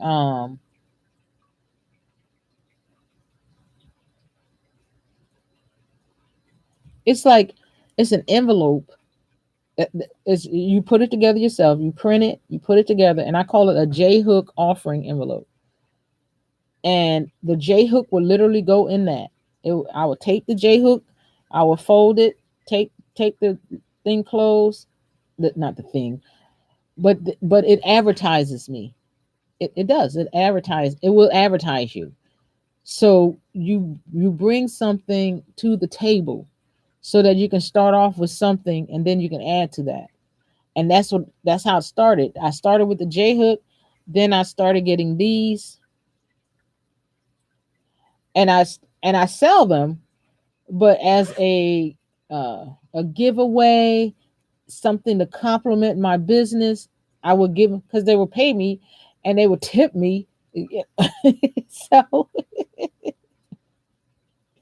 I'm like, okay, I got to do something nice for them, even though I did their hair. But they don't have people don't have to tip you. They do not. Well, they're really supposed to, but they don't have to because some people just want their hair done because that's all the money that they have. Then some people say, I'm gonna give you a tip later, okay? I'll be like, or you don't have to give me a tip. I like watermelon. I do. I say stuff like that all the time. I like watermelon. Or what kind of watermelon you like? The big ones. And don't get it if it costs more than $4.99. Because I can get one at like that. I will literally say that. They'd be like, well, I got you two of them because they had two for $4. Or there's $2 a piece. Like, oh my goodness. Anyway, soiled. Now, this is my favorite definition. This is my favorite definition because it reminds me of little babies trying to get away for something, for trying to get away with something. And because it says, or the laws are that if it's been used, you have to clean it or throw it away. Even if it doesn't even look dirty, you still have to clean it or throw it away. Okay, so it says an article that has been used and has not been cleaned or disinfected before use on the next client. So these are things that you want to, a licensed natural hair care practitioner. That's how come you want to look for them now as a natural hair care practitioner. Period. When you go to a shop, because when I think back, it's like I don't even remember being covered. But now that I see that that's something that complements your service. It does. It complements your service. Definition: hazardous, an unplanned, uncontrolled reaction which could present a hazard to practitioners, that's you or me, or clients by explosion. See, you cannot mix chemicals. You don't even want them together. Fire, release of toxic gases. You like, do you smell that? What is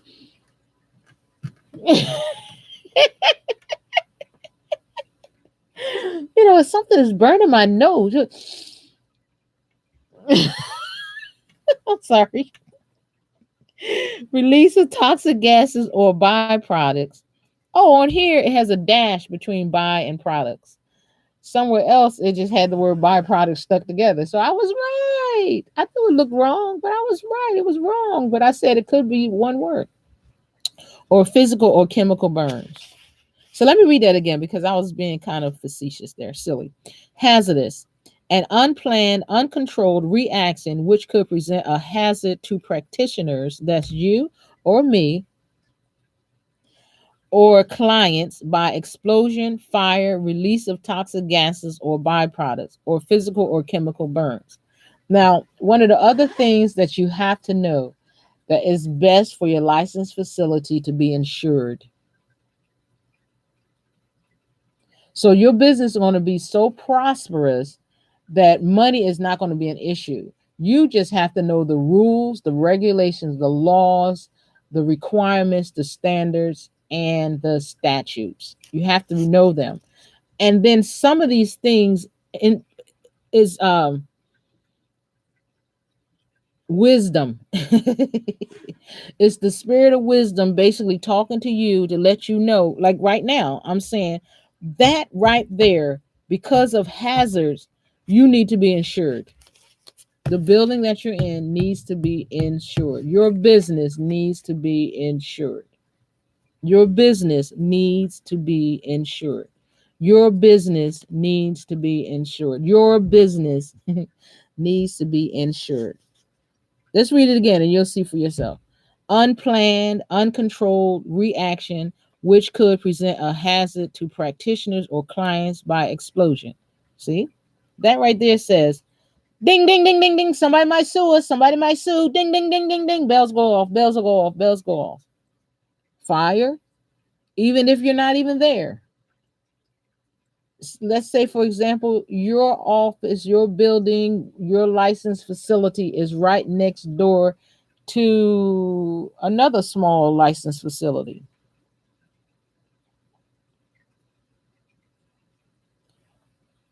Their their part that they stay in catches on fire. Yes, they want to pay, right? But you're not insured. Your part catches on fire. See? Ding, ding, ding, ding, ding. Bells go off. Bells go off. Because it said right there, an unplanned, uncontrolled reaction, which could present a hazard to practitioners or clients by explosion, fire, release of toxic gases or byproducts, or physical or chemical burns. Okay. So you want to cover all of your bases. You do. You want to cover all of your bases. Okay. Now this is one of the reasons that sometimes it's good to reread. Like I was reading today, and I was going to start doing a tutor on it, a tutor tutorial. I was going to do a tutorial, just one, about the information you get regarding saving and checking. And the reason being is because with that information, I saw my social security number. And I was thinking of just throwing the whole thing, just thinking of throwing the whole thing away. I put it back, but because I saw my social security number on it, I was going, well, nobody will probably find it, but it still had my social security number on it, right? And if I would have threw it away and 2 months, 3 months down the road, forgot that I threw it away, and then all of a sudden somebody is using my checking account because they have my social security number. Because over the phone, it's like at least I have my social security number. That's not going to get it anymore. In a lot of places because they'll say I need like now we need like 2 or 3 types of ID. Like what's your email address? That's a good one for right now. What's your email address? I can send that information to you on your email address. What about my birthday? Can you use my birthday? That's what I'll be doing. Depending on anyway. Okay. Definition: segregated in storage. Potentially hazard chemicals and materials must be separated. We already went by this or over this to prevent mixing with one another through leakage, spillage, or breakage. Remember the containers, the receptacles that you put the containers in. So there are separated by bottles, separated by jars, or separated by like that. I did 3 of them, and then they're in receptacles, and then they're on different shelves. Okay, so and you do your best to put like things together. So if the onion sauce spills, and you have all onion sauce in that receptacle. Hey, they used the word receptacle. They couldn't have, could they? Because remember, receptacle is Hold on. Okay. Oh no, they're just going over. Hold on. Yep. Look at this. A receptacle holding a disinfectant agent. Remember, I thought they called. Isn't that what they call the trash cans? You have to have covered receptacles. I'm trying not to laugh. You saw that smirk come up. Okay, hold on. They can call them whatever they want. We just have to get it right. But they call the storage bin receptacles. Anyway, segregated in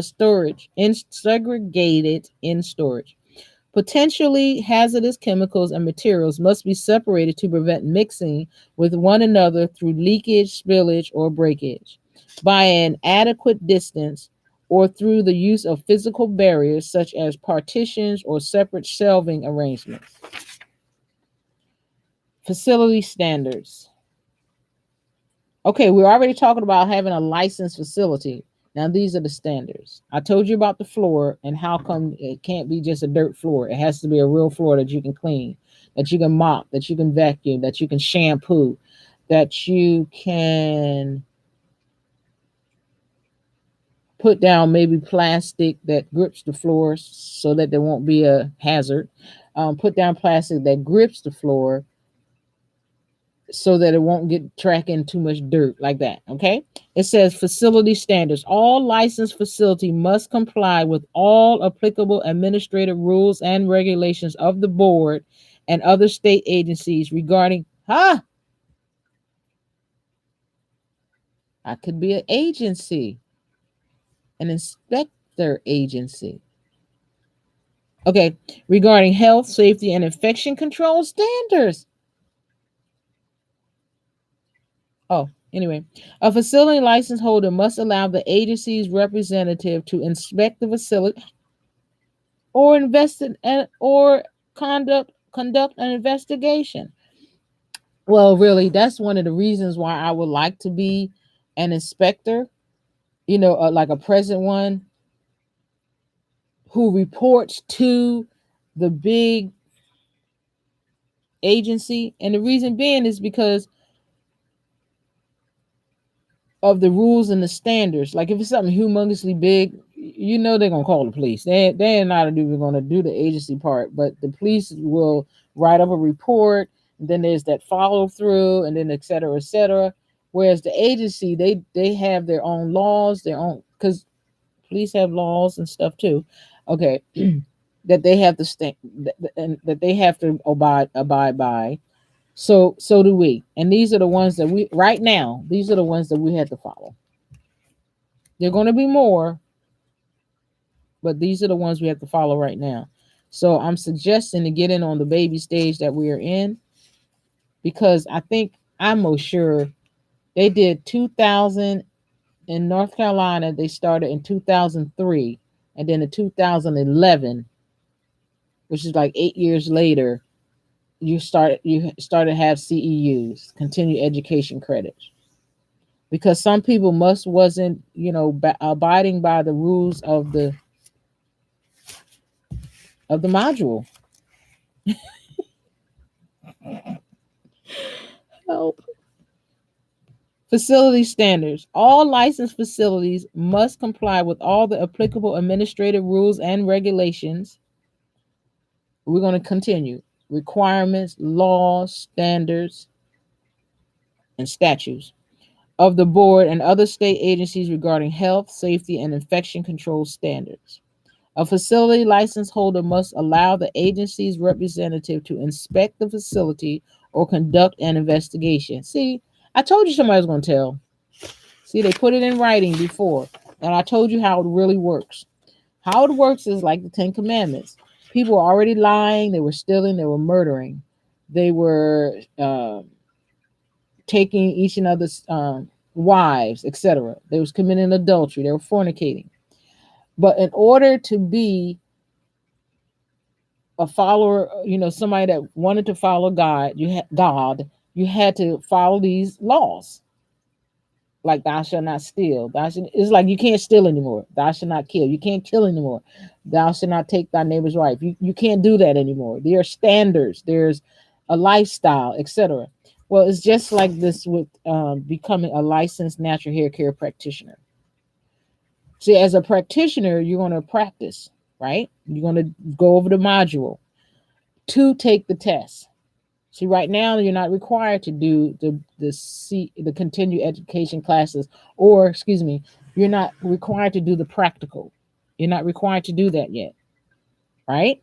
So that means that you don't have to go to a course, and it said it right in the beginning of the book, I believe on page 2. No, it had to be 3 because I don't know what happened to page 2. That there is no school. But if you look at this,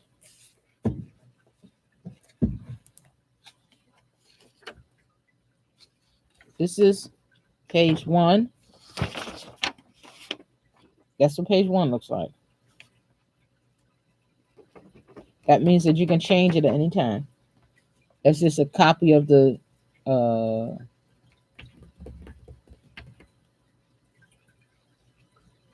you close this, and then this one right here is a drop down box. I believe you can change stuff.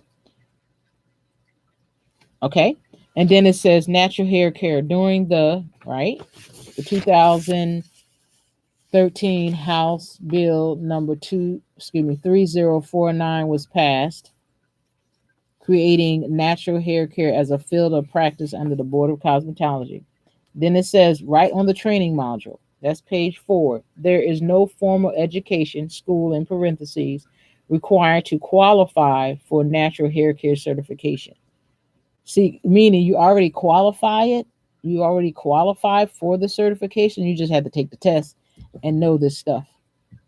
Because it says a training module has been provided to help familiarize, that means you already know what you're doing, individual with the necessary information to practice natural hair care, in addition to the Oregon revised statutes and Oregon administrative rules governing natural hair care practitioners. So it's spelling it out, but basically what it's saying is, and so you got to know this, and you got to remember this, and you got to think like this, and you got to do this, and see, they just added all that stuff on it through the module. And then you have to prove that you went through the module. See, we went through the module about 5, maybe, I don't know how many times now. And some people, I'm sure, after they go over the first time, because this comes with the module. The certificate literally comes with the module. And this is what you have to bring along with $45. and that two forms of ID and the application to take the sit down written test. That's what they call it, the sit down written. It's like, can I stand? Okay, now listen to this. All licensed facilities must comply with all the applicable administrative rules and regulations of the board of other state agencies regarding health, safety, and infection control standards. And remember, I was telling you how if you're a licensed natural hair care practitioner and you move to another state, that's what that's saying. The board and other state agencies. Okay. A facility license holder must allow the agency's representative to inspect the facility or conduct an investigation. That right there says that I have to go through the agency, like I've been saying, to apply for the job, to see if it's free, and also to ask if I can hire people. So if I can be an agency. And I like that because I'm thinking about when I used to work for a real estate agency. There were some realtors who, and it wasn't very many when I used to do it, who are over the manager over a lot or several buildings, address buildings, that apartment buildings. And then I found some that, bought an apartment complex and just lived in one of the apartments. See, I didn't know that.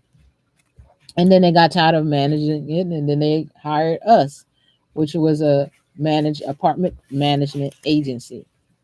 Okay, let's get back to work. Facility standards. Now they told us what we're going to do, and now we're getting ready to go through the words. It says the cleanliness. Oh, this is the one. This is the one. This is the one where when I first start reading about cleanliness, and I say if you are not a clean person, or you don't ever plan on being, you're going to have to think of another area within the natural hair care facility part to do. So maybe you want to be a distributor, or you want to be what is it called? A receptionist. But you still, if you want to work for Miss Janice, you still have to go through every single last one of the. Well, you wouldn't be able to work for me if you're not a clean person. It says the cleanliness and sanitary conditions of any shared or common area. That means the whole building. Either it's shared or it's a common area. So that means the bathroom, the reception area, the floor where all the mats are and all the chairs to do the client's hairs. It says the cleanliness and sanitary conditions of any shared or common area in a licensed facility is the responsibility of each license or registration holder. So even if you just wanted to come in and say, Miss Janice, I just want to sweep the floors, you're still responsible to have a license. You want to be a receptionist, you're still responsible to take the test to get a license. And I'm telling you that now, so you won't. Well, why I gotta have a license? See, that attitude won't even work because you're doing the modules. You have to be I'm only working with licensed natural hair care practitioners because I'm going to always constantly go over what it means to be a licensed natural hair care practitioner and how you can grow from that. That's what I do. That's where I am. I am wanting partners, or I'm building a community or a lifestyle that I can be me, which is a licensed natural hair care practitioner. And that's who I want to hang around. There's no, I mean, you can be in a wheelchair. I told you later on there's going to be a law that says we have to have a wheelchair ramp in our facility. If you want to be a licensed facility owner, I'm not sure you won't have that wheelchair. They're just telling us the basics really about um how to get our license. But once you become or apply for a licensed natural hair a license once you apply to be a licensed facility owner, I'm most sure somewhere in there it's going to say something about a wheelchair.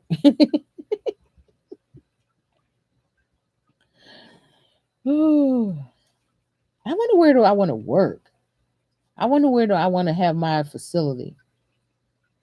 I'm going to look for some places that's been like for rent forever, like not for rent, but they leasing now, or a little shop in one of those high rise buildings, or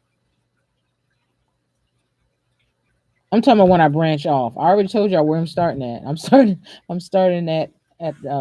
where I live, because we have our own entrance way. You go downstairs.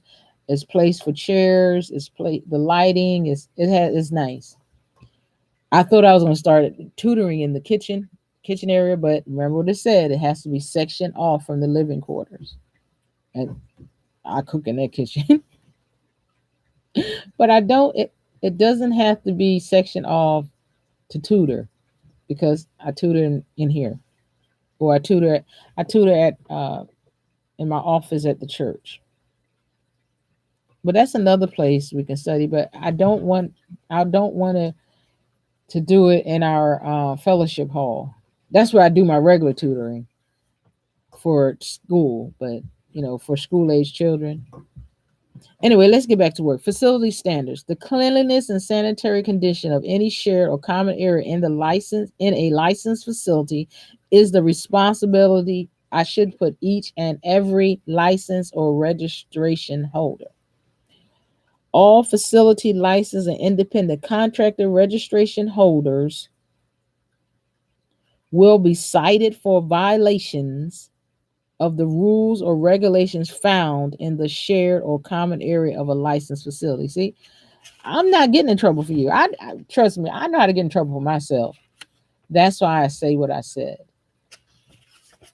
You have to be a licensed facility holder. And then as we begin to do practicals, in order to do practicals, we're gonna have to go by this module, because you don't have your license yet. So you're really gonna have to go by the module. It's like, why am I seeing that?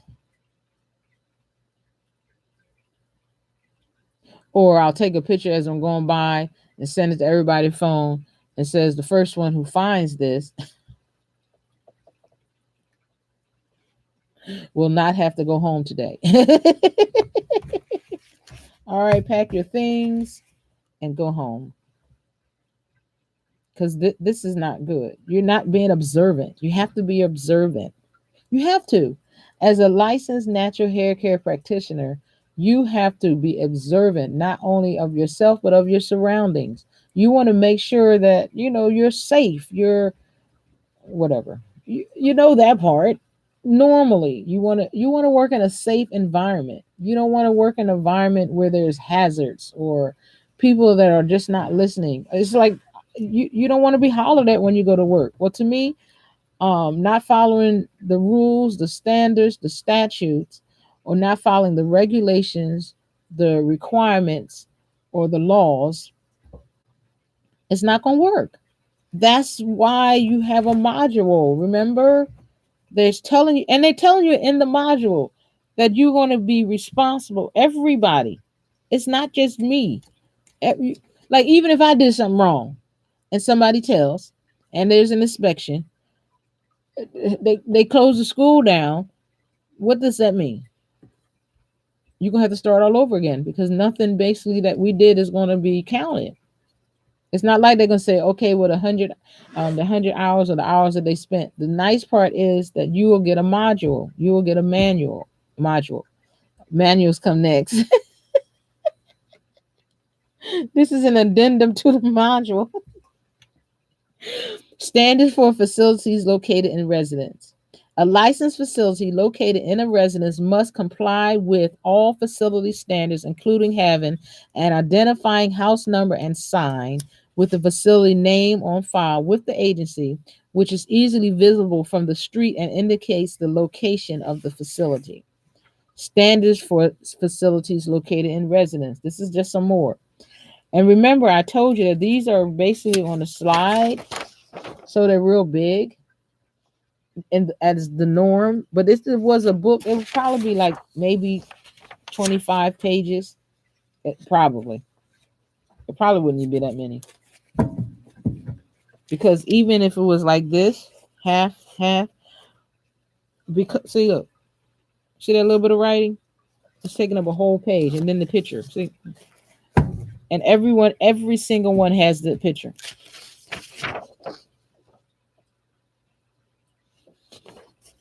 Standard for facilities located in residence.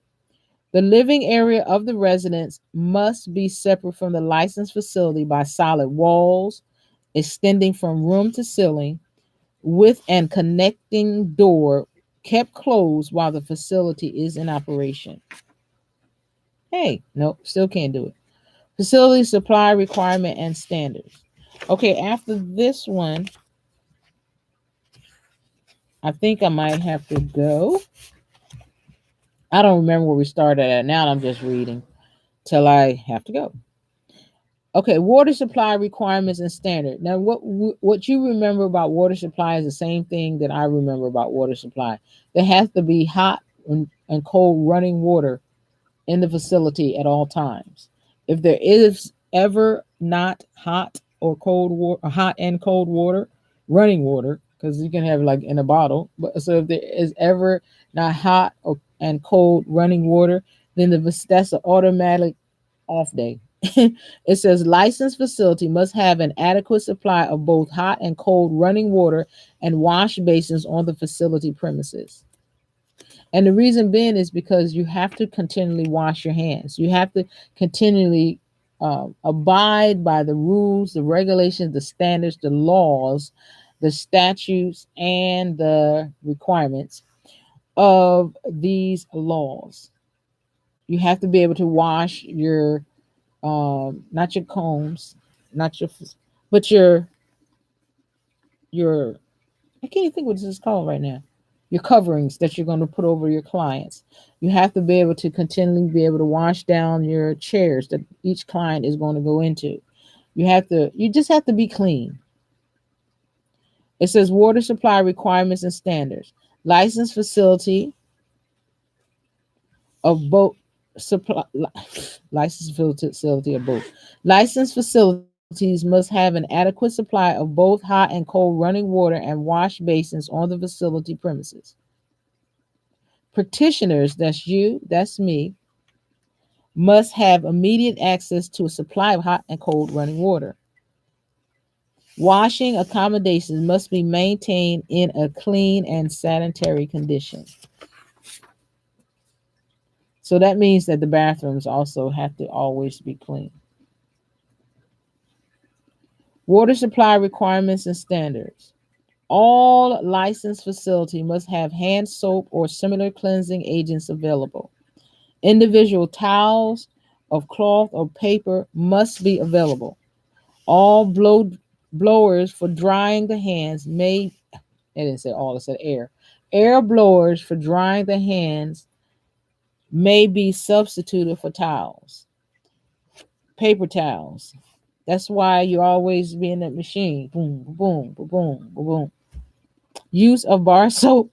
Can I use your soap? Or a common towel is prohibited. It doesn't even say if you're a sister, brother, family member, etc. It just says no. Floor surface. This is the one I like. That's why I always bring it up. Floor surfaces in the working area of a licensed facility must be of a cleanable, non-absorbent material and must be kept clean, orderly, and in good repair. Walls and ceilings. Walls and ceilings in a licensed facility must be clean and free of excessive spots, mildew, condensation, or peeling paint.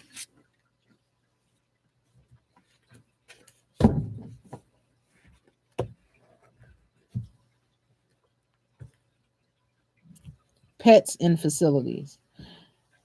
You know what I was thinking too?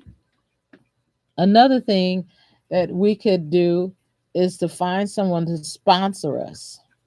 Like as I'm reading, I'm thinking about one lady that used to have a company that used to clean like the company that she worked for, clean the Coliseum, clean how something master. Oh, I almost had it. And I'm just thinking about her right now, and I'm thinking about, hey, she can probably sponsor my licensed natural hair care facility. She'd get paid every month until, or she can go into business with me. I would love to have a business partner who already had a business. She could teach me the ropes.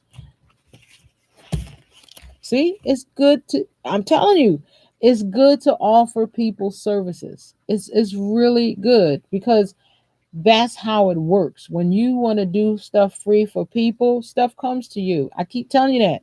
I mean, I'm doing all this free, telling you where to go. I'm not even trying to make it hard. I'm telling you where to go, showing you how to fill out the forms, telling you not to, encouraging you, making sure that you go for it too, right? But if you want to pay me, it's just $75. But because I know for a fact already, without even thinking about it, I already know, right? That I'm going to go from point A, point B, point C, point D, and I'm going to prosper. And eventually, you're going to have to come back around to me. Eventually, I'm going to be that person that's inspecting. I'm going to be the person in Portland, Oregon that the people have to come to complain. I am going to be somebody to be reckoned with. So eventually, and by the time that happens, it's not going to be just $75 to tutor.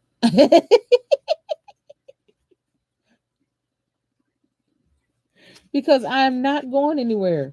There's so much potential, so many opportunities, so many doors are opening, and I'm just sitting here tutoring. So if doors are opening and I'm just sitting here tutoring, what do you think is going to happen once we become that licensed natural hair care practitioner? We're going to start our flying. We're not even going to be running. We're going to be flying. And I'm already thinking, and my pastor already knows the person that I'm thinking about. My pastor already told me that once I get licensed to go, well, I wasn't even thinking about being licensed then. She already told me what to do if I decide to pursue. It's like, should I do this? She said, yes. You go to what you need. Where you need to go is you need to go to CSD, Children's Services Division, and apply or let it be known who you are in the community so that you can start working with Children's Services Division as a licensed as a contract freelance contractor. She didn't call it that, but that's what it is, or independent contractor. I want to be freelance though because I don't want to stay in Portland. I want to travel.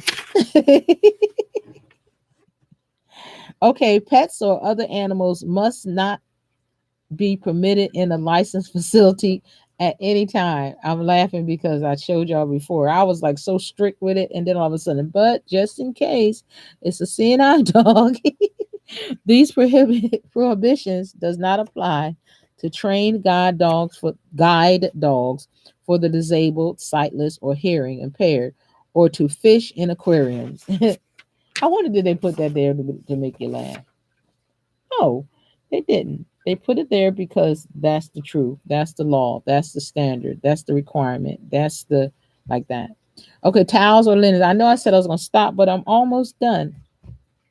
And I really don't want to get done today, but on Monday, I plan on being done and starting over, but I told you how I'm going to do this as my pathway course. So I don't know how many sections to the book. I'm going to read it tomorrow.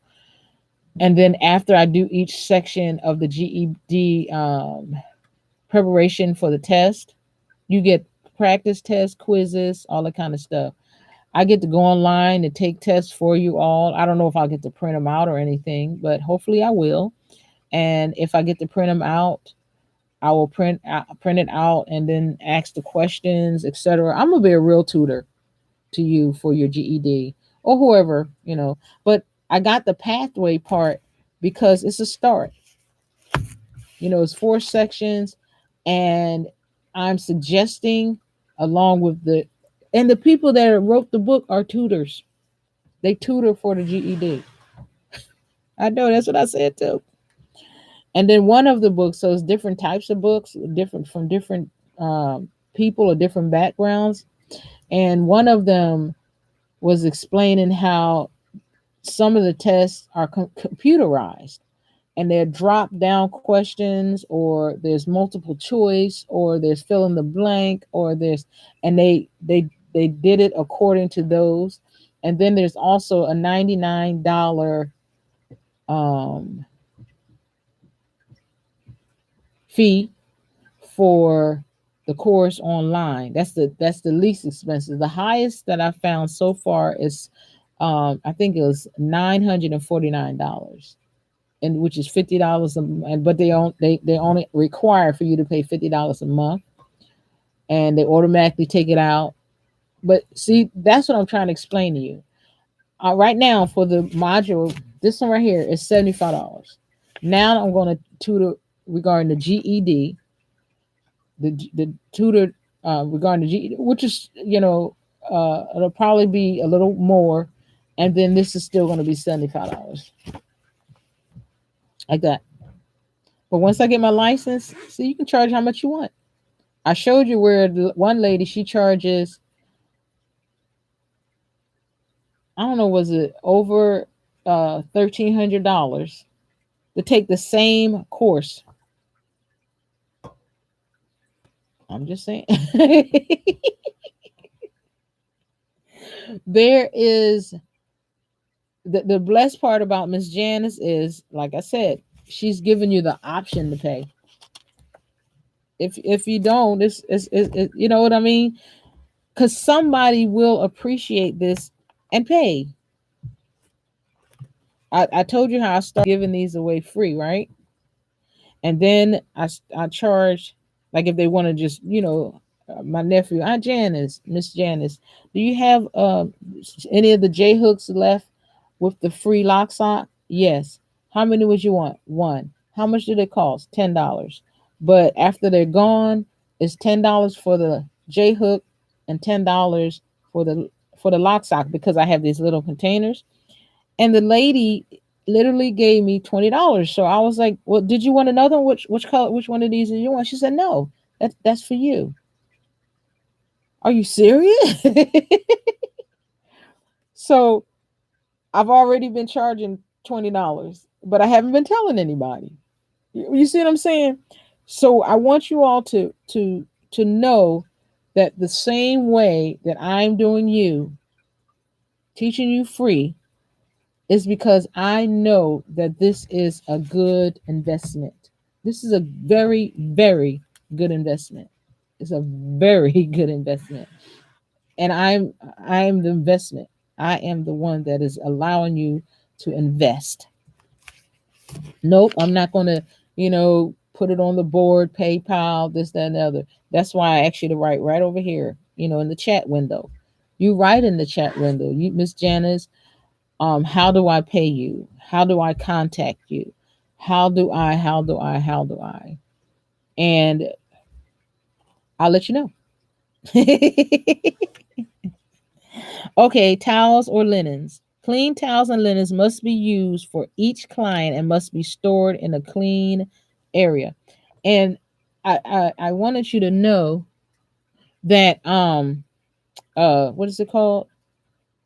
To compliment your clients with a towel and that plastic around them, it's a compliment, because like I said, I really, when I went to get my hair curled or permed or whatever, I don't remember being covered. And I don't know why. I don't remember, because I used to go get it done all the time. And I don't ever remember being covered. Maybe because they wasn't cutting my hair. I don't know. Nothing was dropping on me. I don't know. I really don't. That's one of the reasons why I believe all these thoughts are coming. And I see my silver is just really coming in. Look at that right there. See, I believe this is the silver and white side of my head, and this is the majority black side. I mean, I have silver over there, but the majority of it is black. Okay, towels and linens. All soiled towels or linens must be stored in a closable container. Oh, they call it a closable container. I thought it was closable receptacle. After use. Towels and linen. Used towels must be laundered either by regular commercial laundering or by a non commercial laundering process, meaning in your home, personal, or at a laundromat, or by a non commercial laundering process, which includes use of commercial laundry detergent manufactured for the purpose of cleaning clothes, linens, or other washable fabric, and immersion in hot water during the hot water rinse cycle. Wash or rinse cycle. It had this slash. Articles in contact with the client. To prevent direct contact between a common use hair cloth or cape and the client's skin, there must be a neck strap or towel placed around the client's neck. So they told you that first about the what happens to the towel once one client uses it. It must be placed in a closed container. And then it says that we must put if it's the type of material that it gets washed and all that kind of stuff, even though it gets washed, if it has, you must put a neck strap on each client. Now I could be reading it wrong, but I doubt it. To prevent direct contact between a common use, there you go, hair cloth or cape, there you go, and the client's skin, there must be a neck strap or towel placed around the client's neck. And because you know that, one of the things that I suggest or implore or beseech you or ask you to do or let you know you should do this or ding ding ding ding ding bells goes off is to go to the dollar store, and sometimes they have 3 or 4 of the towels in a pack, or you can get the hand towels, and you can put it around the neck and then do the cape that has the hood, remember? And I said you can get those hoods are really big. And what you do is you open it up enough to put it around the client's neck. You take the hood, I mean the cape, you zip it up. After you cut the hood off, you zip it up through where the hole ends, turn it around, place that around, because see, you have to remember protection, not cost.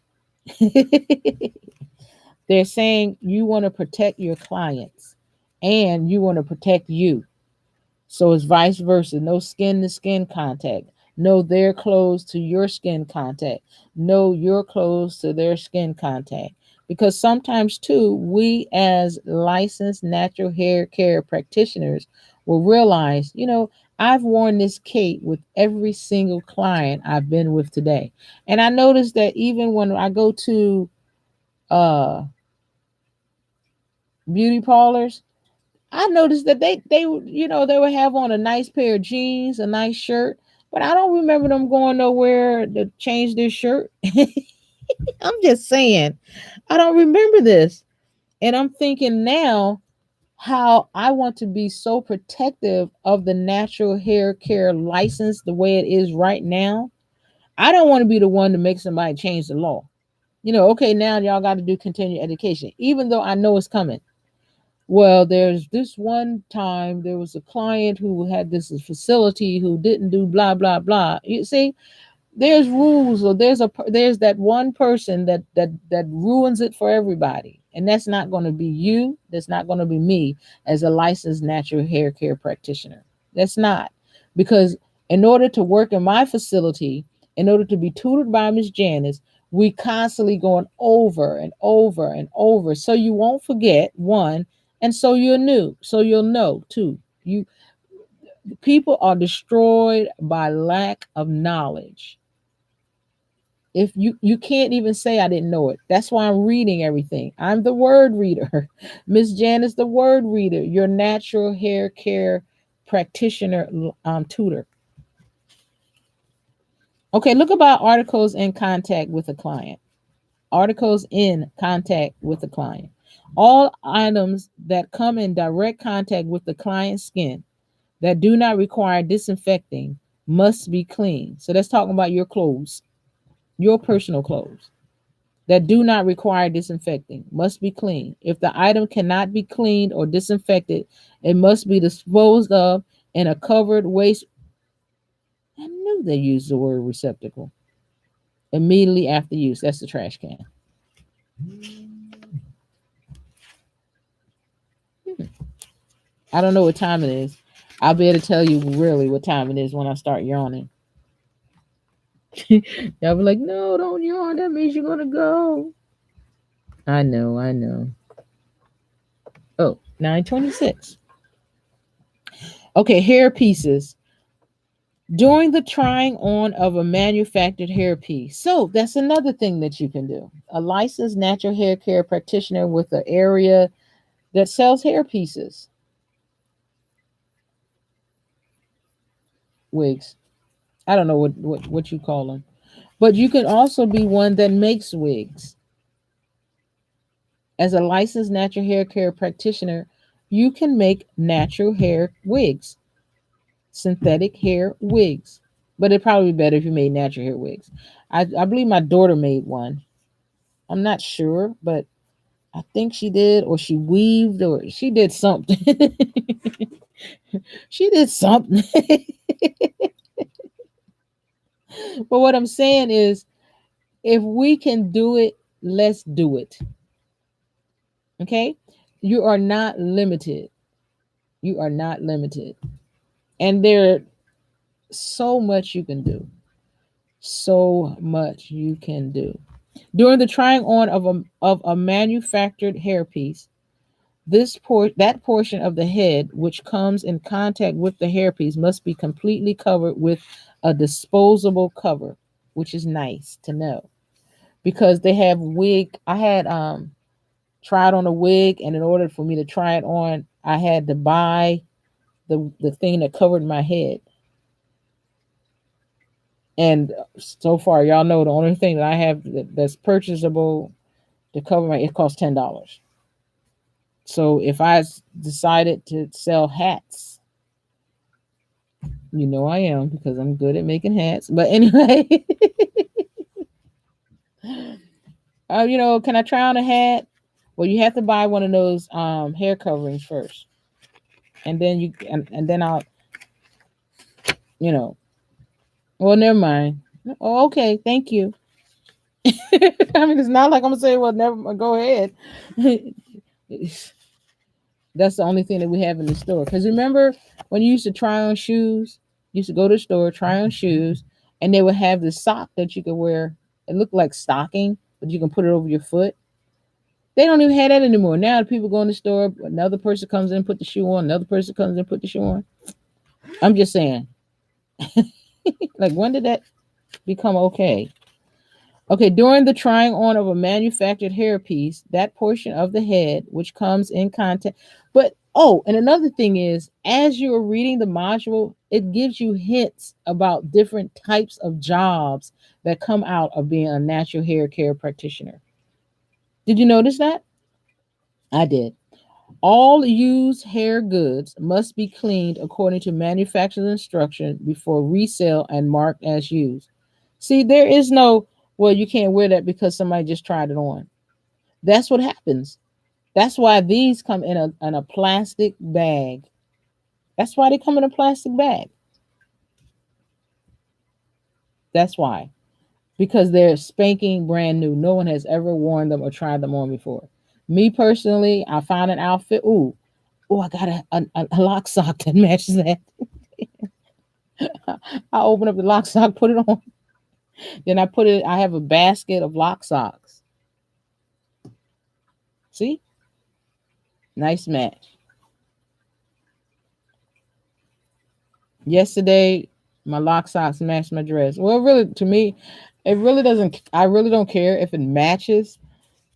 I wore a brown design, a brown design, a dress that had brown designs, brown and black designs, and then my lock sock had brown and black designs.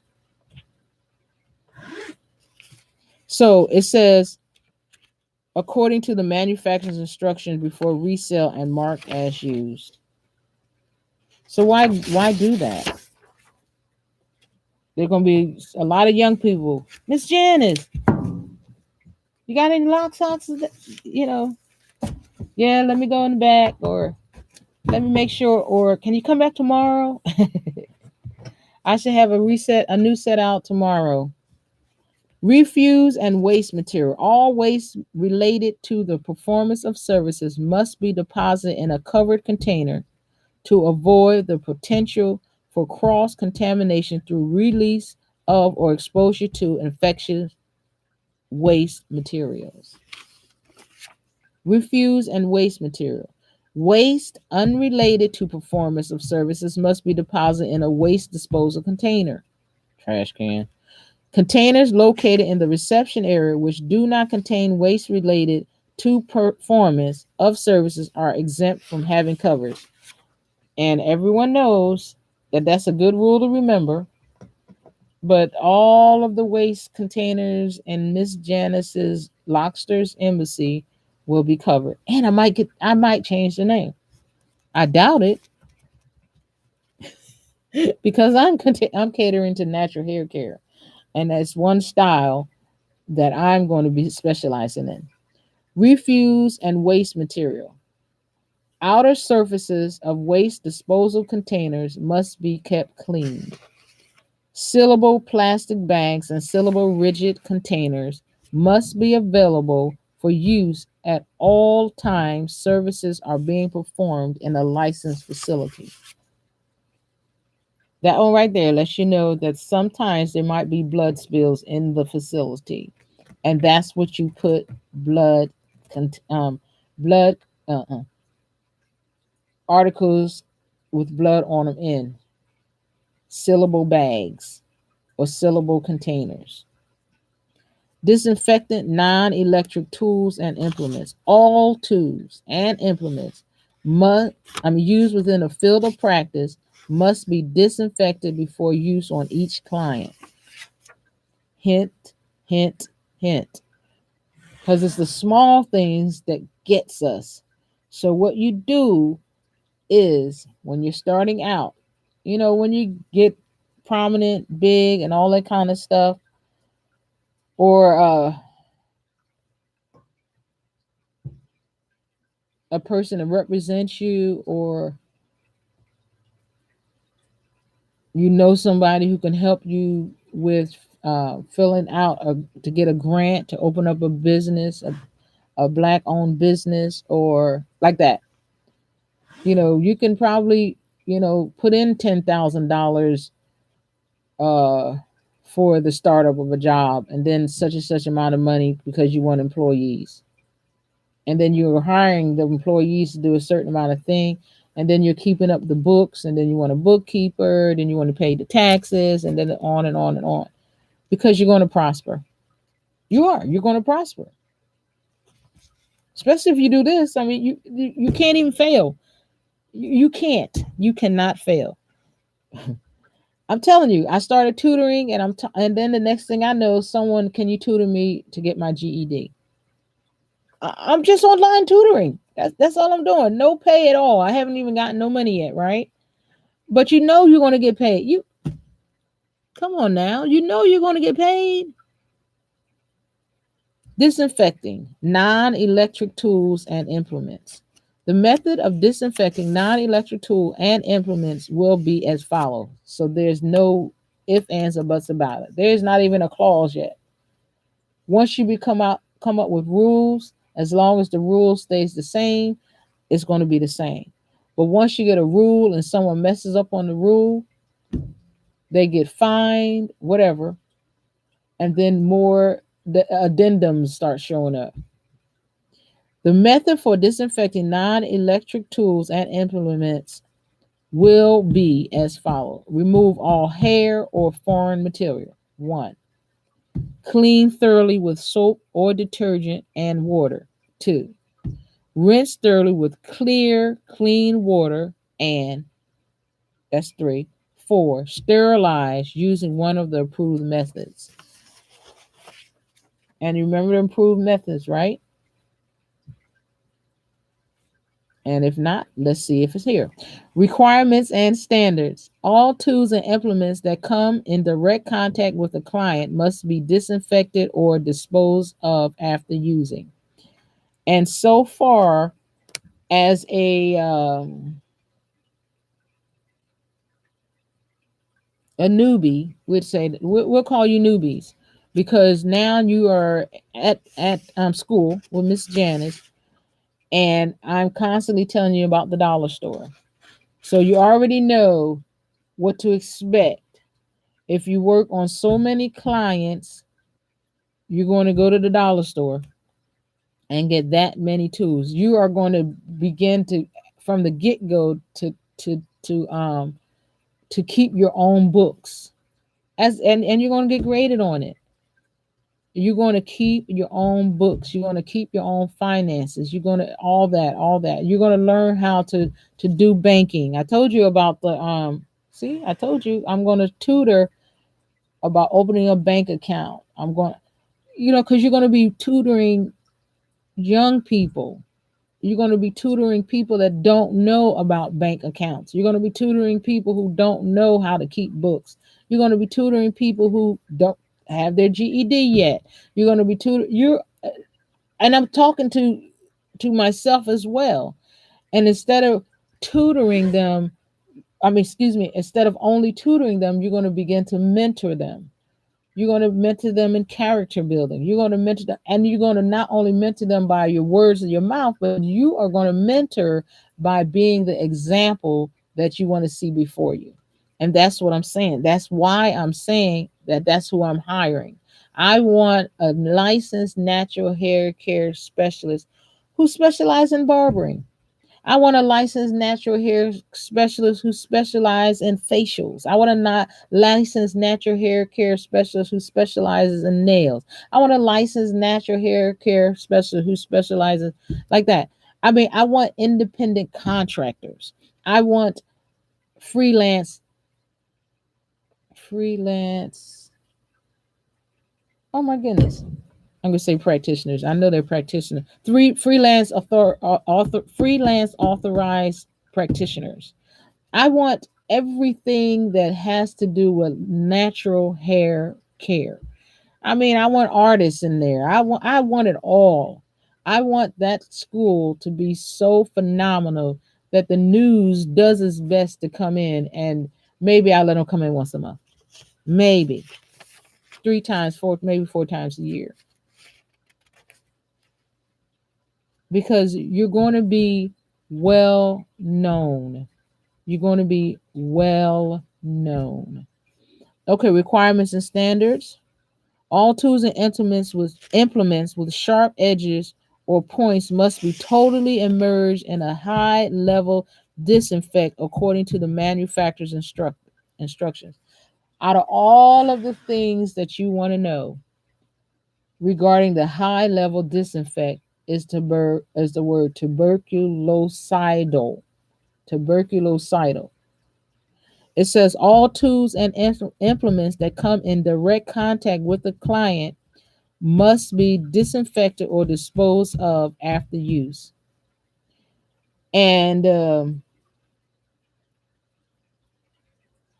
the low level disinfectant is like antifungal, you know, bleach. I'll put it that way. If they ask you what is one, and then you got to do it according to the manufacturer's instructions. You can't do it. You have to read it, and then you have to be able to tell Miss Janice about it. Are you sure you're supposed to be using that? Because if it doesn't have the word, it says all tools and implements with sharp edges or points because it could have blood on it. So we're talking about our needles, and if it's not, totally merged in high level disinfected according to the manufacturer's instructions because it could have blood on it. Because while you're sitting in the chair and you're practicing on doing a weave and you hear, ow, that right there either becomes the person's or it goes in the trash. Because they're not just going to be saying ow because they can. That means they got stuck in the head. And they said, no, you didn't stick me. Your fingernail scratched me. See? So they might have got stuck in the head.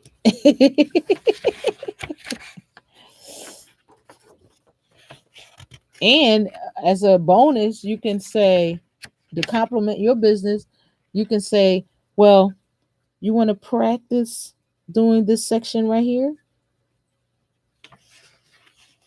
And I'm like, really? Yeah, you can practice. Okay, requirements and standards. All tools and implements without sharp edges or points must be totally immersed in a solution containing 1,000 parts per million. That's ppm of a commercial quaternary ammonia compound or other low-level disinfectants used according to the manufacturer instructions. And some people are not allergic, but they have reactions to bleach or some sprays that are disinfectants. So maybe we don't see it because they have it in a room. Anyway, I don't remember seeing it. Requirements and standards. All disinfecting agents must be kept at adequate strength to maintain effectiveness. Now, you notice they had the low disinfectant and the high disinfectant, and they said which one is which. If it does not have points or needles, etc., I mean, sharp edges, and is not a needle, and if it's not immersed in the low disinfectant, which is basically bleach, the ones that you household stuff that is not commercial. Commercial mean like, say you work in a hospital. Say it. No, I'm just joking. All disinfectant agents must be kept at strength, adequate strength to maintain effectiveness. Be free of foreign materials and be available for immediate use at all times the licensed facility is open for business. And one of the reasons is because you want to be constantly wiping down, constantly keeping the floor clean, constantly, constantly, constantly. You want the shop to constantly shine and be, you know. Requirements and standards. Single use disposable gloves must be discarded after use with each client. Requirements and standards. And remember, there's laws, there's requirements, there's standards, there's statutes, there is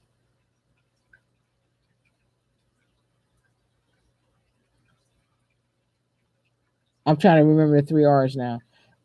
Law, it's six of them. I'll put it that way because I probably said six, but don't remember. Laws, statutes, requirements, standards, rules, regulations. See, it's not hard. It's just that if I remember the three R's, I got it. Because remember, requirements was the one that I kept forgetting. And I had to go like rehearsal, choir, and mints for your mouth. Requirements. And then I keep repeating it now. Okay, requirements and standards. Natural hair care practitioners, that's you and me, or no. Oh, yeah, I could do it that way too. One thumb up to you, and then the other thumb pointing to me. Hey, I like that one too.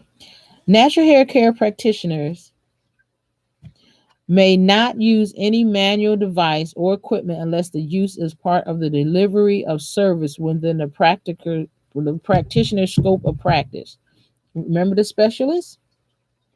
For example, you're a natural hair care practitioner and you're all of a sudden come to work and you trying to use, you want a barber on somebody. Not going to work. It says natural hair care practitioners may not use any manual device or equipment unless the use is part of the delivery of service within the practitioner's scope of practice and is consistent with the manufacturer's intended use of the device and with client health and safety. Okay. And so if you want to use a eyebrow plucker and you're not a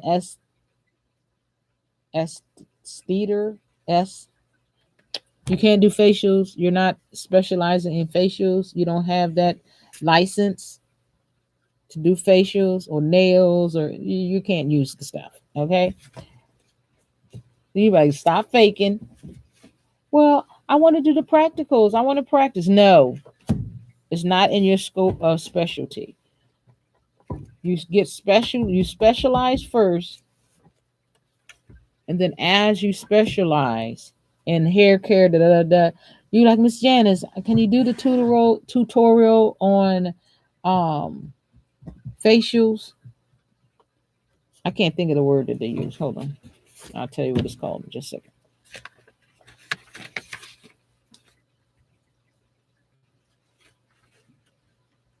Wow. I'm not finding it. And it's not here. I don't even know why I'm looking so close. I just read it today. Okay, barbering. You cannot use barbering equipment. It's not your scope or specialty. Okay, storage of tools and implements, new and or disinfected and clean tools and implements must be stored separately from all others.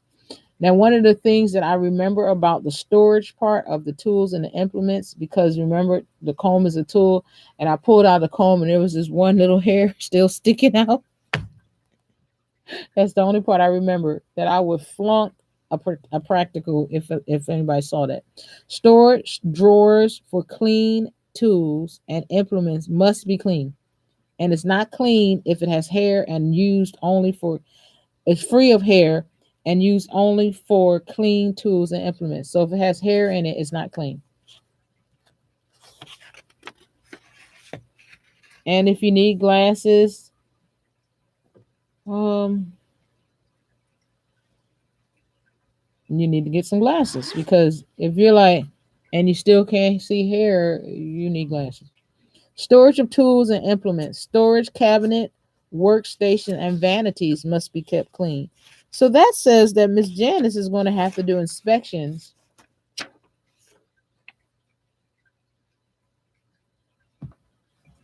because you want to do it right. You don't want to do it wrong. You don't want to have to do anything.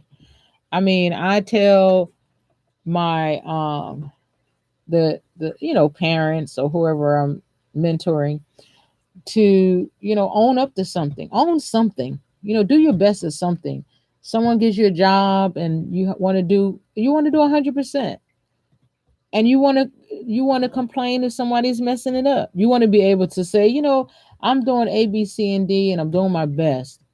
But every time I come back, this is, look, they took this out of the closet and this is still out.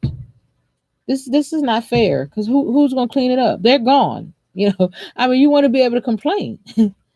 I mean, that's a good complaint, but you can't do that if you're still leaving stuff out.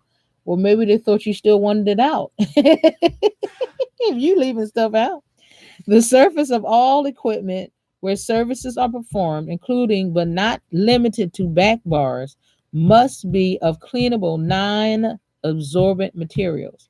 All equipment must be clean and in good repair. Oh, I forgot to read that word. Did I skip something?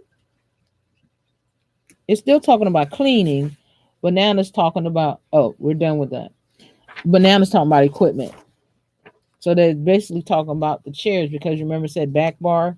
So that's what you rest your back on. And it cannot be wood. It will have to be like plastic, not plastic, whatever the name of that material is that feels like it's plastic. If you puncture it, it'll get a hole in it. Um, what's the name of that material? It's shiny and it's silver. Metal, stuff that you can wipe down at all times and keep clean. A high level equipment, a high level disinfectant or bleach solution used according to the manufacturer's instructions must be used to disinfect surfaces contaminated by blood or bodily fluids. See, I told you blood is going to be in there somewhere, because you got to have zipper bags, bags that are sealable, or containers that are sealable. Serving clients, practitioners, that's you or me, or you and me, other way around, Janice Faye. There you go. Practitioners must wash their hands before and after serving each client to prevent cross contamination. When washing hands, practitioners must use soap and water or other alternatives hand washing products such as gel, aerosol spray, foam, or prepackaged hand wipes. So far, I like the prepackaged hand wipes. One reason is because, like I said, some people are allergic to or they have that funny, like, ooh, that type of, what was that? Feeling when they smell spray. Serving clients, practitioners, that's you, that's me, that's us, that's we. Performing services on clients with skin conditions that are wet or weeping must wear single use protective gloves. Why do you got to wait till clients are wet and weeping? Their skin conditions are wet and weeping before you put gloves on? That's what I'm saying. One of the best things to do is to cut off the fingertips so that you can feel, but almost all of the rest of your hand is covered. Head lice may be treated at the direction of the practitioner and or facility owner. Don't worry, if you work for Miss Janice, you're not treating head lice. Don't worry about it. It says congratulations, you have now completed the natural hair care module training module. The following requirements will need to be completed prior to obtaining a natural hair care certification. You're supposed to print examination requirements. You're supposed to print and complete the attached certification comp, comp, huh? Print and complete the attached certification certificate of completion. See, it comes with the packet.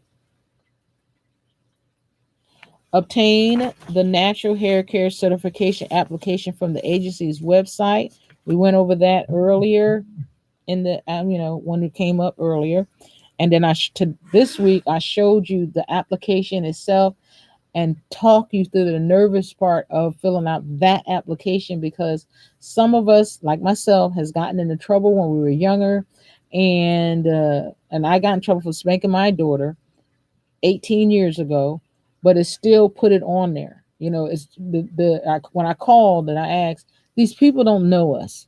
They don't know how our lives changed around. Daughters are grown, like 50. No, she's not 50. She's almost 30, and like that, because of laws. You get in trouble because of laws, but own up to your trouble. They talk about the child support part of your social security number. What else they do? Anyway, we went through that. We went through the fears of filling out the form because of stuff that we've done and the questions that are asked of us. And then it tells you a little bit later on that don't be afraid, basically, to fill out the form because of what you did. That's not going to stop them from giving you your license or allowing you to take the test, because they don't do the background check right then and right there. And they allow you to take the test, and they allow you to pay for the license and all that kind of stuff. It says it right on the application because it's in walk-in basis. But they talk, and I talked you through every single line of the application.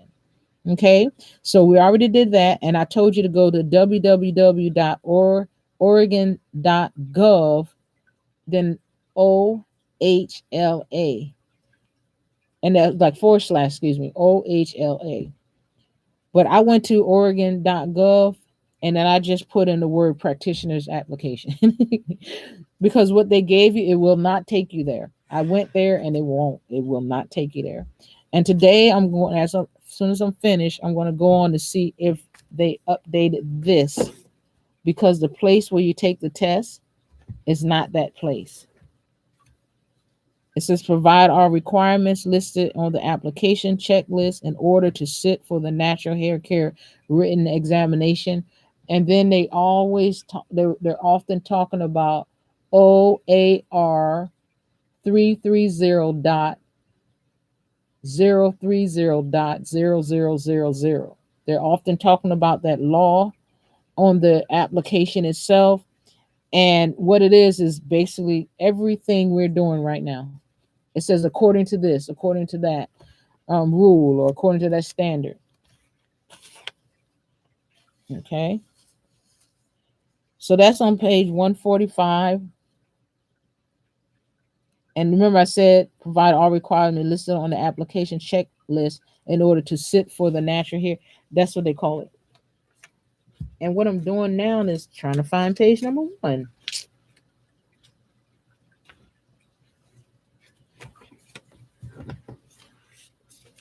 Oh well, I have to find it when I go through it again.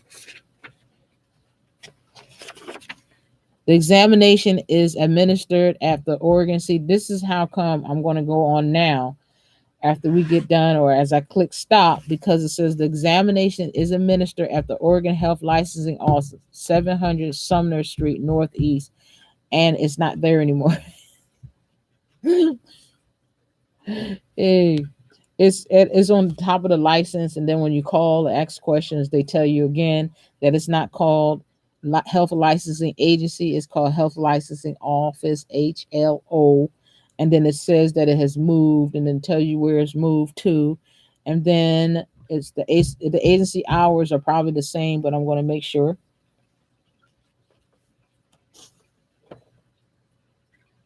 Oh, it's OARO. That's another one. It's you need your birth certificate, passport, which is not expired more than 5 years, ID card, driver's license, social security card. I got out all of them because I haven't decided yet which two I'm going to take. And I saw my birth certificate and I just cried. Oh, got all teary eyed. Thanking God for my parents. I'm serious. Look, I'm gonna show you. I do now. I don't have page number one, so I have to really go on and make sure that they updated it. Okay, well, I'm gonna say I see you next time. So be here and be prepared tomorrow, because I don't know if I'm going to go through the book one more time before I take my test, but I will make sure that I at least come on and say something to every single one of you. Thank you so much for being here. I appreciate how you're allowing me to tutor you. And if, like I said, if you decide you would like the information sent to you from Miss Janice, or you want me to be there for you to take your test, or be there with you, or to continue tutoring, um, I will do my best.